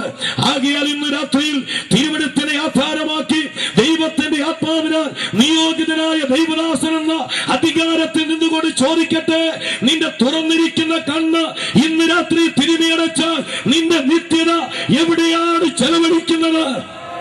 സ്വർഗത്തിലായിരിക്കുമോ നരകത്തിലായിരിക്കുമോ? രണ്ടവസ്ഥയുണ്ട്, സ്വർഗവും നരകവും. ഏറ്റവും ഒടുവിലായി അഞ്ചാമത്തെ വിഷയത്തിലേക്ക് വന്ന് എന്റെ വാക്കുകൾ അവസാനിപ്പിക്കുക. സ്വർഗത്തിലേക്കും നരകത്തിലേക്കും പോകുന്നതിന്റെ പുസ്തകം മടക്കി. സ്വർഗത്തിലേക്കും നരകത്തിലേക്കും പോകുന്നതിന്റെ അടിസ്ഥാന കാരണം എന്താണ്? അടിസ്ഥാന കാരണം അവിടെ പറയുന്നുണ്ട്, കേട്ടോളുക. ധനവാൻ യാതനാ സ്ഥലത്ത് കിടക്കുകയാണ്. ലാസർ അബ്രഹാമിന്റെ മടി എന്ന് വിശേഷിപ്പിക്കുന്ന പർദീസയിൽ ഇരിക്കുക. യാതനാ സ്ഥലത്ത് കിടക്കുന്ന ധനവാൻ കണ്ണു തുറന്ന് മുകളിലേക്ക് നോക്കി. യെസ്, അല്പം നേരത്തെ കണ്ണു തുറക്കേണ്ടതായിരുന്നു. അല്പം നേരത്തെ കണ്ണു തുറന്നിരുന്നെങ്കിൽ ഇവിടേക്ക് അവൻ വരികയില്ലായിരുന്നു. കണ്ണു തുറന്ന സമയം മാറിപ്പോയി. കണ്ണു തുറന്നു മുകളിലേക്ക് നോക്കി. ലാസറിനെ കണ്ടു, അബ്രഹാം പിതാവിന്റെ മടിയിലിരിക്കുന്നത്. ഈ ധനവാൻ അവിടെ കടന്നുകൊണ്ട് നിലവിളിച്ചു. എന്താ നിലവിളിച്ചത്? അല്ലയോ അബ്രഹാം പിതാവേ, ലാസറിന്റെ വിരൽ വെള്ളത്തിൽ മുക്കി എന്റെ നാവിനെ തണുപ്പിക്കേണ്ടതിന് അവനെ ഇങ്ങോട്ട് പറഞ്ഞയക്കണം. ഞാൻ ഓർക്കാറുണ്ട്, ഇവനെ പോലൊരു പമ്പര വെട്ടി വെള്ളം എവിടെ മുക്കണമെന്ന വിരൽ മുഴുവനല്ല, വിരലിന്റെ അറ്റത്ത്. വിരലിന്റെ അറ്റത്ത് മുക്കിക്കൊണ്ട് എങ്ങോട്ടാ ചെല്ലേണ്ടത്? അഗ്നിജ്വാലയിലേക്കാ ചെല്ലേണ്ടത്. എടോ ധനവാനെ, താൻ പഠിച്ചിട്ടില്ലേ? ഈ വിരലിന്റെ അറ്റത്ത് മുക്കി വെള്ളം കൊണ്ട് തീജ്വാലയിലേക്ക് ചെന്നാൽ ഇതങ്ങ് ആവിയായി പോകുകയില്ലയോ? പിന്നെ എവിടെയാ നിന്നെ ചിരി നനയ്ക്കാൻ പറ്റുന്നത്? അതുകൊണ്ടാണ് പടമക്കാര് പറയുന്നത്, മുങ്ങിച്ചാകുമ്പോൾ ഒരു കച്ചത്തുരുമ്പെങ്കിലും കിട്ടിയാൽ കൊള്ളാമെന്ന് ആഗ്രഹിക്കുന്നത് പോലെ അവൻ വിളിച്ചു പറയുക. അപ്പോൾ അബ്രഹാം പിതാവ് പറഞ്ഞു, നടക്കുകയില്ല. മരിച്ചത് മരിച്ചു, പോയത് പോയി. ഇനിയും ഇവിടെ നിന്നൊരാൾക്ക് അവിടേക്കോ, കേട്ടോണം, ഇവിടെ നിന്നൊരാൾക്ക് അവിടേക്കോ, അവിടെ നിന്നൊരാൾക്ക് ഇവിടേക്കോ വരാൻ കഴിയാതെ വേണം നാം തമ്മിൽ വലിയൊരു പിളർപ്പുണ്ട്. വലിയൊരു പിളർപ്പുണ്ട്. ഞാൻ വിവരിക്കുന്നില്ല, മനസ്സിലാകും. എന്നെ കേൾക്കുന്നവർക്കറിയാം. പിന്നെ മാവേലിക്കരയിലും പരിസരത്തുമുള്ളവർക്ക് മനസ്സിലായില്ലെങ്കിൽ ഈ കൊച്ചു കേരളത്തിൽ പിന്നെ ആർക്കാ മനസ്സിലാകുന്നത്? ഈ രണ്ട് സ്ഥലം വിട്ട് അങ്ങോട്ടോ ഇങ്ങോട്ടോ പോകുവാൻ പറ്റുകയില്ല. പറ്റുമെന്ന് ആരെങ്കിലും പഠിപ്പിക്കുന്നെങ്കിൽ നിങ്ങൾ വഞ്ചിക്കപ്പെടരുത്.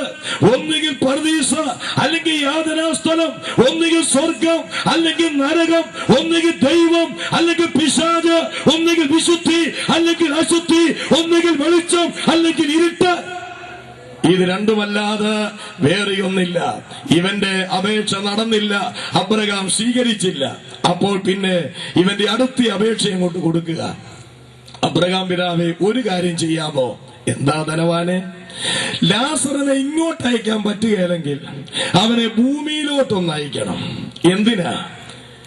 എന്റെ സഹോദരന്മാർ, കേട്ടോണോ, എന്റെ സഹോദരന്മാർ എന്നെ പോലെ തീജ്വാലയുള്ള യാതനാസ്ഥലത്ത് വരാതിരിക്കേണ്ടതിന് ലാസർ ചെന്ന് അവനോട് പറഞ്ഞാൽ അവർ മാനസാന്തരപ്പെടും. അപ്പൊ ധനവാൻ ഒരു കാര്യം മനസ്സിലായി, ഞാൻ ഈ യാതനാസ്ഥലത്ത് വന്നത് എന്തുകൊണ്ടാ?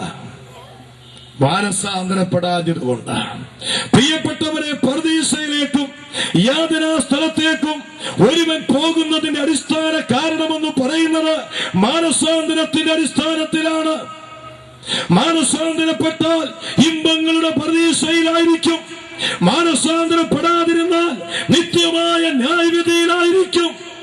അതാണ് ലൂക്കോസ് സുവിശേഷം 13-ാം അധ്യായത്തിൽ യേശുക്രിസ്തു പറഞ്ഞു, അല്ലല്ല മാനസാന്തരപ്പെടാഞ്ഞാൽ നിങ്ങളെല്ലാവരും അങ്ങനെ തന്നെ നശിച്ചു പോകും.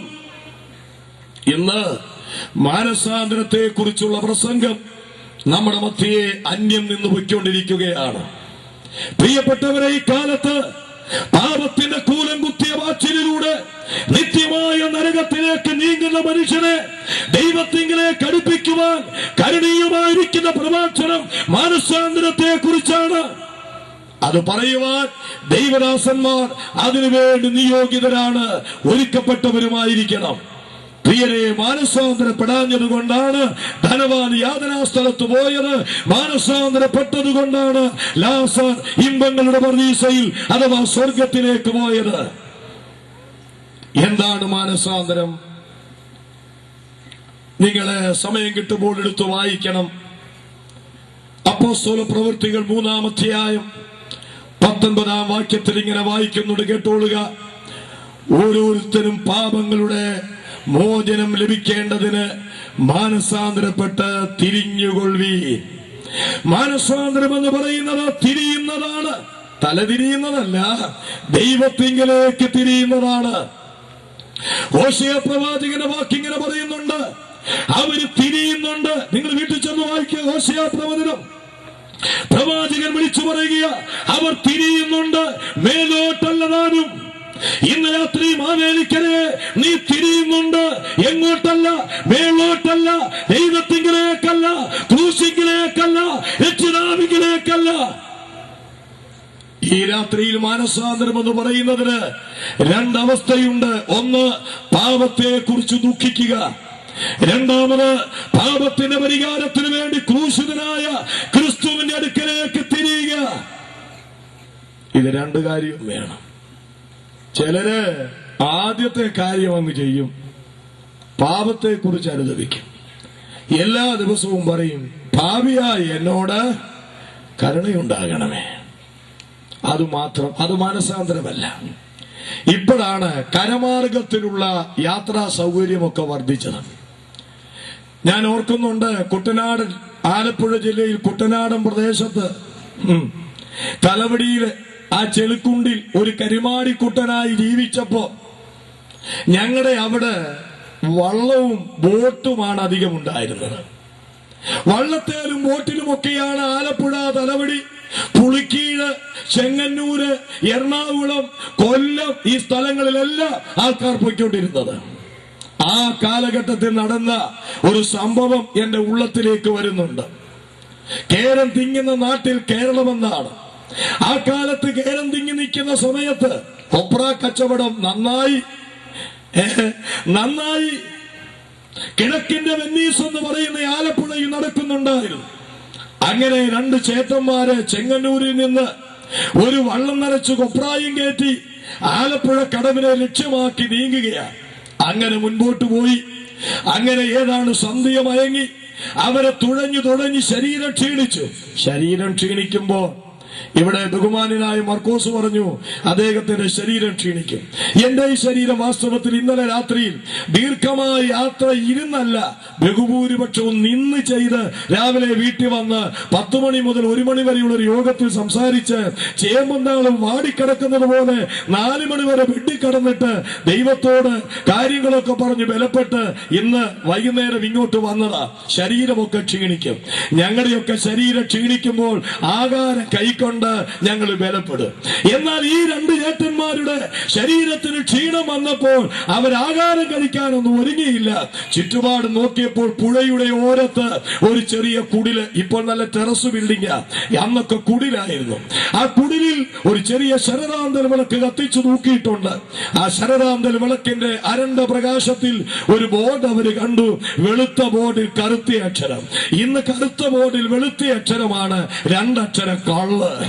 അങ്ങോട്ടങ്ങ് അടുപ്പിച്ചു, വള്ളം കുറ്റിയോട് ചേർത്ത് ബന്ധിച്ചു. എന്നിട്ട് ചാപ്പിലേക്ക് കയറി ശരീരത്തിന്റെ ക്ഷീണം മാറ്റുവാൻ വേണ്ടുവോളം കുപ്പി വാങ്ങിച്ച് ഊറ്റി കുടിച്ചു. ഒടുവിൽ സുഖലോലുപരായി ധൈര്യം സംഭരിച്ച് വളരെ രസത്തോടുകൂടെ വള്ളത്തിൽ അങ്ങേ തലയ്ക്കലും ഇങ്ങേ തലയ്ക്കലും കയറി ഇരുന്നു കൊണ്ട് വള്ളം നയമ്പുകൊണ്ട് തുഴയാൻ തുടങ്ങി.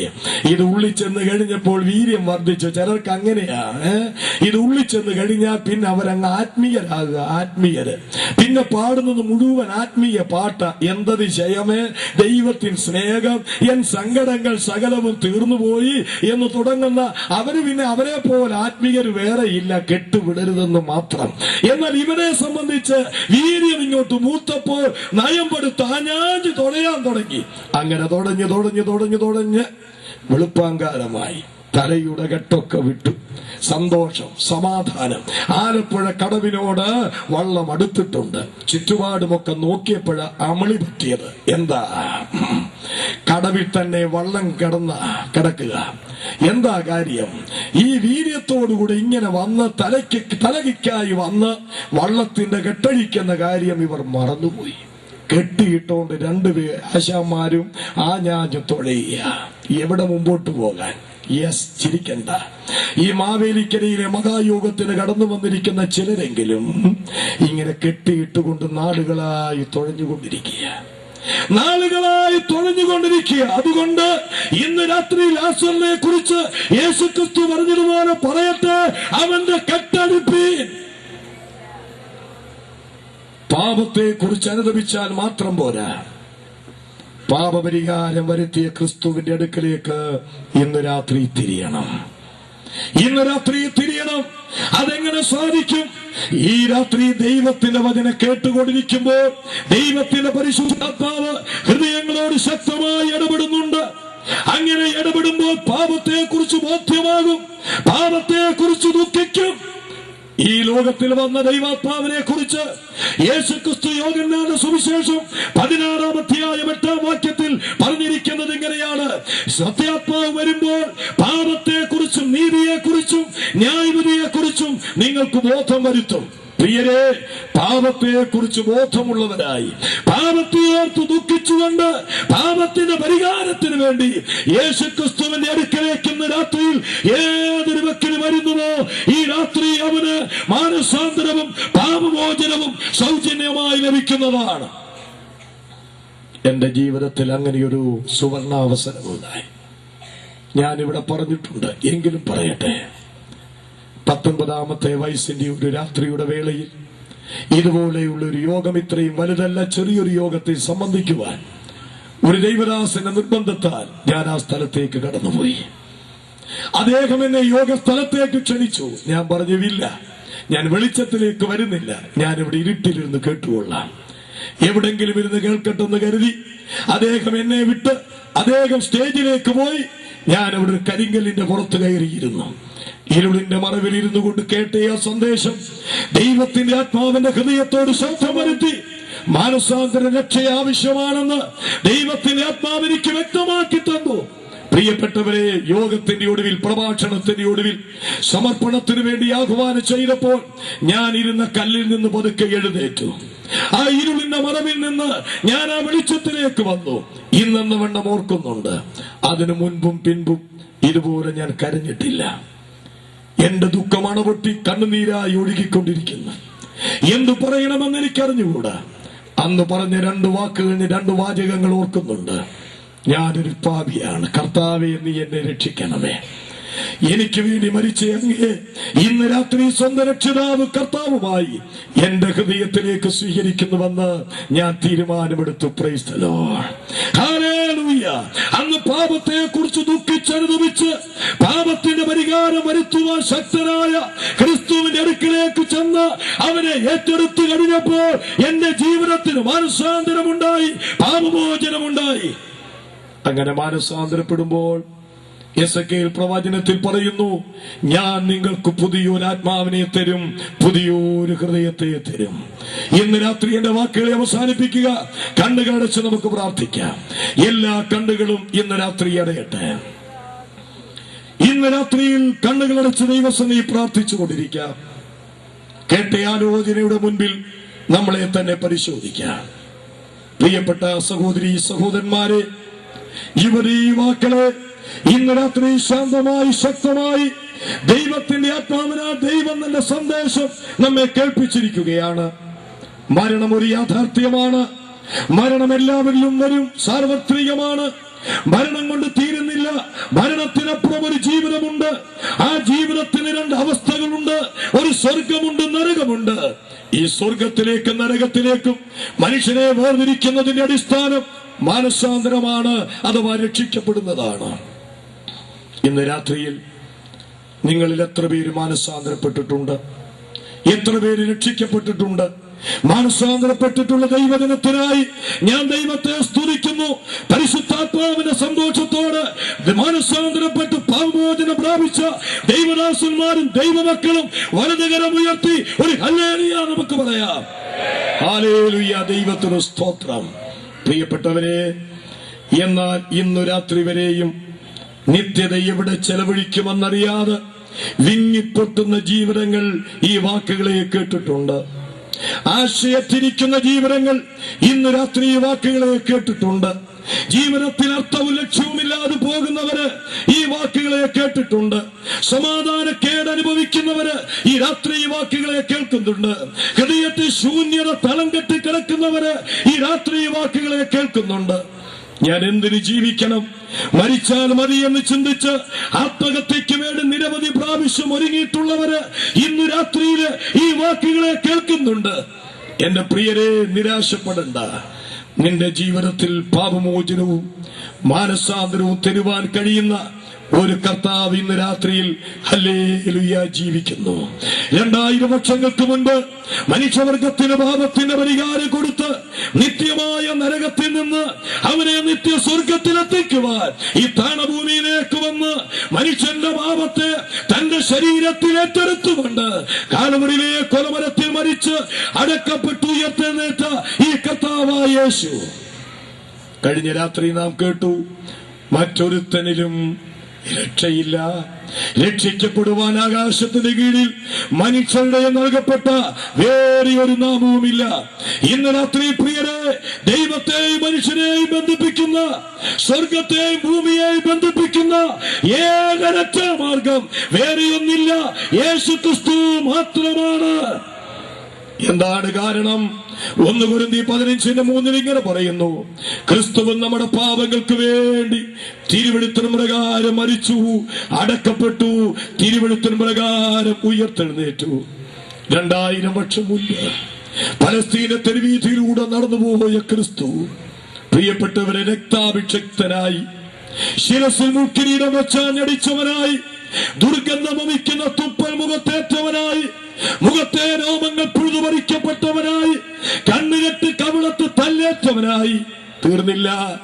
റോമൻ പടയാളികൾ ആഞ്ഞു വീശിയ ചാട്ടവാറിനാൽ മുതുകടി ചുടുവിചാരികളെ പോലെ നീളത്തിൽ കീഴപ്പെട്ടവനായി, കൈകളിലും കാലുകളിലും ആണികളാൽ തുളയ്ക്കപ്പെട്ടവനായി, വിലാപ്പുറ കുന്തത്താൽ തുളയ്ക്കപ്പെട്ടവനായി, കടന്നു പോകുന്നവർ തലകുറിക്ക് രക്ഷിക്കത്തക്കവണ്ണം കണ്ടാൽ ആളല്ല എന്ന് തോന്നുമാറ്, രൂപം കണ്ടാൽ മനുഷ്യനല്ലെന്ന് തോന്നുമാറ് അത്രയ്ക്ക് വിരൂപനായി ഒരു മാംസപിണ്ഡമായി കിടക്കുന്നവൻ. ഇതാർക്കു വേണ്ടി? പാട്ടുകാരൻ പാടുന്നത് പോലെ, ഇത്ര സ്നേഹം, ഇത്ര സ്നേഹം, ഇത്ര സ്നേഹം എരിവാൻ മനുഷ്യരിൽ കർത്താവേ നീ എന്ത് നന്മ കണ്ടു. നമ്മളിൽ ഒരു നന്മയെ കണ്ടിട്ടല്ല, നമ്മെ കണ്ടിട്ടാണ്. അവന്റെ സൃഷ്ടികളായ നമ്മെ കണ്ടിട്ടാണ്. പാപത്തിന്റെ കൂലം കുത്തിയ വാച്ചിലിൽ മരണത്തിനപ്പുറം നരകത്തിലേക്ക് കൈവിട്ടു പോകാതിരിപ്പാൻ എനിക്കും നിങ്ങൾക്ക് വേണ്ടി കാൽവരിയിലെ കൊലമരത്തിൽ ന്യായവിധി മുഴുവൻ ഏറ്റെടുത്തുകൊണ്ട് പിടഞ്ഞു മരിച്ച അരുമനാഥനായ ക്രിസ്തു ഇന്ന് രാത്രിയിൽ ഹൃദയത്തിന്റെ വാതിൽക്കൽ അവൻ മുട്ടിക്കൊണ്ടിരിക്കുമ്പോൾ, കർത്താവേ എനിക്ക് അങ്ങേ വേണം, ഞാൻ അങ്ങേ സ്വീകരിച്ച് ഇന്ന് രാത്രിയിൽ പാപമോചനവും മാനസാന്തരവും അനുഭവിക്കുവാൻ ആഗ്രഹിക്കുന്നുവെന്ന് ഇന്ന് രാത്രി ആര് തീരുമാനിക്കും? എല്ലാവരും പ്രാർത്ഥിച്ചുകൊണ്ടിരുന്നാട്ട്, എല്ലാവരും ദൈവദാസന്മാര് വിശേഷാൽ പ്രാർത്ഥന നിരതരായിട്ടിരുന്നാട്ട്. പത്രോസ് 11 പേരോടുകൂടെ നിന്നാണല്ലോ പ്രസംഗിച്ചത്. ഞാൻ ഒറ്റയ്ക്കല്ല ദൈവദാസന്മാരെ, നമ്മൾ ഒന്നിച്ചാണ് ഈ ശുശ്രൂഷ ചെയ്യുന്നത്. ദേഹിയെങ്കിലും ഇന്ന് രാത്രിയിൽ അഗ്നി നരകത്തിൽ നിന്ന് വിടുവിക്കപ്പെടുന്നെങ്കിൽ ലക്ഷക്കണക്കിന് രൂപ മുടക്കി ചെയ്യുന്ന ഈ പ്രവർത്തനം, ഹല്ലേലൂയ, അതിന്റെ ഫലം കണ്ട് തൃപ്തരാകുവാൻ ഇന്ന് രാത്രി നമുക്കിടവരും. പ്രാർത്ഥിച്ചാട്ട് വാക്കുകൾ അവസാനിപ്പിക്കാൻ പോവുക. അല്ലയോ യുവാവേ, യുവതിയെ, സഹോദര സഹോദരിയെ, പിതാവേ, മാതാവേ, കുഞ്ഞുങ്ങളെ, ഈ രാത്രിയിൽ നീ എവിടേക്ക് പോകും? ലക്ഷ്യം എന്താ? പാട്ടുകാരൻ ചോദിക്കുന്നു, ജീവിത യാത്രക്കാരാ, കാലടികൾ എങ്ങോട്ട്? നാശത്തിന്റെ പാതയോ ജീവന്റെ മാർഗമോ? ലക്ഷ്യം നിന്റെ മുൻപിൽ എന്ത്? നിന്റെ ജീവിതത്തെ നശിപ്പിക്കരുത്. ഇതാ കർത്താവ് നിന്റെ അടുക്കൽ വന്നിരിക്കുന്നു. സഹോദരി, സഹോദര, യുവാവേ, യുവതിയെ, പിതാവേ, മാതാവേ, നിന്നെ ആര് സ്നേഹിക്കാനില്ലെങ്കിലും ഹല്ലേലൂയ, യേശു ഇന്ന് രാത്രി നിന്നെ സ്നേഹിക്കുന്നുണ്ട്. ആരും നിന്നെ ആദരിക്കാനില്ലെങ്കിൽ കർത്താവ് ഇന്ന് രാത്രി നിന്നെ ആദരിക്കുന്നുണ്ട്. ആരും നിന്നെ ഗണിക്കുന്നില്ലെങ്കിൽ ഇന്ന് രാത്രി കർത്താവ് നിന്നെ ഗണിക്കുന്നുണ്ട്.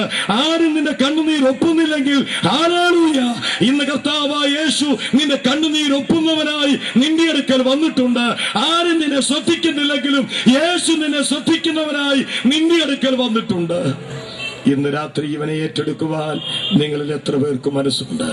എനിക്കറിയാം നിങ്ങളുടെ ഹൃദയം അതിനുവേണ്ടി ഒരുക്കപ്പെട്ടുകൊണ്ടിരിക്കുക. മാനസാന്തരവും പാപമോചനവും പ്രാപിക്കാൻ ഈ രാത്രി യേശുവിനെ ഏറ്റെടുക്കുക. അങ്ങനെ കർത്താവായ യേശുവിനെ ഏറ്റെടുത്ത് മാനസാന്തരവും പാപമോചനവും പ്രാപിച്ച് ദൈവരാജ്യത്തിന്റെ അവകാശികളായി തീരുവാൻ ആഗ്രഹിക്കുന്ന പ്രിയപ്പെട്ടവർ, ഇരിക്കുന്ന ഇരിപ്പിൽ ഒരു തീരുമാന പ്രാർത്ഥന ലളിതമായി ഹൃദയംഗമായി കർത്താവിനോട് പ്രാർത്ഥിച്ചാട്ട്. അങ്ങനെ താല്പര്യമുള്ളവർക്ക് എന്നോട് ചേർന്ന് നിശബ്ദമായി സകലവും അറിയുന്ന കർത്താവിന്റെ മുൻപിൽ തകർന്ന ഹൃദയത്തോടുകൂടെ ഇങ്ങനെ പ്രാർത്ഥിക്കാം. കർത്താവേ, ഞാൻ മഹാപാപിയാണ്. എന്റെ പാപങ്ങൾക്ക് വേണ്ടി അവിടുന്ന് കുരിശിൽ മരിച്ചു, അടക്കപ്പെട്ടു, ഉയർത്തെഴുന്നേറ്റുവെന്ന് ഞാൻ വിശ്വസിക്കുന്നു. ഇന്ന് രാത്രിയിൽ ഞാൻ അങ്ങയെ എന്റെ രക്ഷിതാവ് കർത്താവുമായി ഹൃദയത്തിലേക്ക് സ്വീകരിക്കുന്നു. അവിടുത്തെ മകനാക്കി മകളാക്കി എന്നെ തീർത്തതിനായി സ്തോത്രം. എല്ലാവരും കണ്ണുകൾ അടച്ചിരിക്കുമ്പോൾ എന്നോട് ചേർന്ന് ഈ സമർപ്പണത്തിന്റെ ഈ തീരുമാനത്തിന്റെ ഈ പ്രാർത്ഥന ചെയ്തവർ നിങ്ങളുടെ വലതുകരം ഉയർത്തി കാണിക്കുക. നിങ്ങൾക്ക് വേണ്ടി ഞങ്ങൾ പ്രാർത്ഥിക്കാം. യെസ്, കരം ഉയർത്തുന്നവർ നന്നായി കാണത്തക്കവണ്ണം ഉയർത്തിയാട്ടെ. ഇന്ന് രാത്രി മാനസാന്തരത്തിനായി, പാപമോചനത്തിനായി, ക്രിസ്തുവിനെ ഏറ്റെടുക്കേണ്ടതിനായി, ക്രിസ്തുവിനായി ഹൃദയം സമർപ്പിക്കുന്നതിനായി തീരുമാനമെടുക്കുന്നവർ നിങ്ങളുടെ വലതുകരം ഉയർത്തി കാണിക്ക്. നിങ്ങൾക്ക് വേണ്ടി പ്രാർത്ഥിക്കാം. ഉയർത്തിയാട്ട്, ഉയർത്തിയാട്ട്. അങ്ങ് പുറകിലിരിക്കുന്നവര്, ചെറുപ്പക്കാര്, അങ്ങ് പുറകിലിരിക്കുന്നവര്, മുൻഭാഗത്തിരിക്കുന്നവര് ആരുണ്ട് ഇന്ന് രാത്രിയിൽ യേശുവിനെ ഏറ്റെടുക്കുവാൻ? ആ കരമുയർത്തിയവർ ദയവ് ചെയ്ത് എഴുന്നേറ്റ് നിൽക്ക്. നിങ്ങളുടെ കയ്യിൽ ഒരു തീരുമാന കാർഡ് തരുവാൻ ആഗ്രഹിക്കുന്നു. എഴുന്നേറ്റ് നിന്നാട്ട്. കരമുയർത്തിയവർ എഴുന്നേറ്റ് നിന്നാട്ട്. കരമുയർത്തിയ സഹോദരന്മാര് എഴുന്നേറ്റ് നിന്നാട്ട്. Praise the Lord. ഇനിയും ആരുണ്ട് ഇവരോടൊരുമിച്ച് എഴുന്നേറ്റ് നിൽക്കുവാൻ? ഇന്ന് രാത്രി എനിക്ക് യേശുവിനെ വേണം, എനിക്ക് പാപമോചനം വേണം, എനിക്ക് മാനസാന്തരം വേണം. ആരുണ്ട് എഴുന്നേറ്റ് നിൽക്കുക. നിങ്ങൾക്ക് വേണ്ടി പ്രാർത്ഥിക്കാം. ഞാൻ അടുത്ത ചോദ്യം കൂടെ ചോദിക്കുന്നു. ദൈവദാസന്മാരെ, എനിക്ക് വേണ്ടി പ്രാർത്ഥിക്കണം. ഞാൻ പലവിധമായ പ്രയാസങ്ങളിലൂടെ കടന്നുപോകുന്നവനാണ്. എനിക്ക് വേണ്ടി, എന്റെ കുടുംബത്തിന് വേണ്ടി പ്രാർത്ഥിക്കണം. അങ്ങനെ പ്രാർത്ഥിക്കുവാൻ ആവശ്യമുള്ളവര് അതാത് സ്ഥലത്ത് എഴുന്നേറ്റ് നിന്നാട്ട് നിങ്ങൾക്ക് വേണ്ടി ഞങ്ങൾ പ്രാർത്ഥിക്കാൻ പോവുകയാണ്. യെസ്, ഇനിയും ആരുണ്ട്? എനിക്ക് വേണ്ടി പ്രാർത്ഥിക്കണം, എനിക്ക് വേണ്ടി പ്രാർത്ഥിക്കണം, എനിക്ക് വേണ്ടി പ്രാർത്ഥിക്കണം. ഇനിയും ആരുണ്ട്? എഴുന്നേറ്റ് നിൽക്കുന്നവർക്കായി ദൈവത്തെ സ്തുതിക്കുന്നു.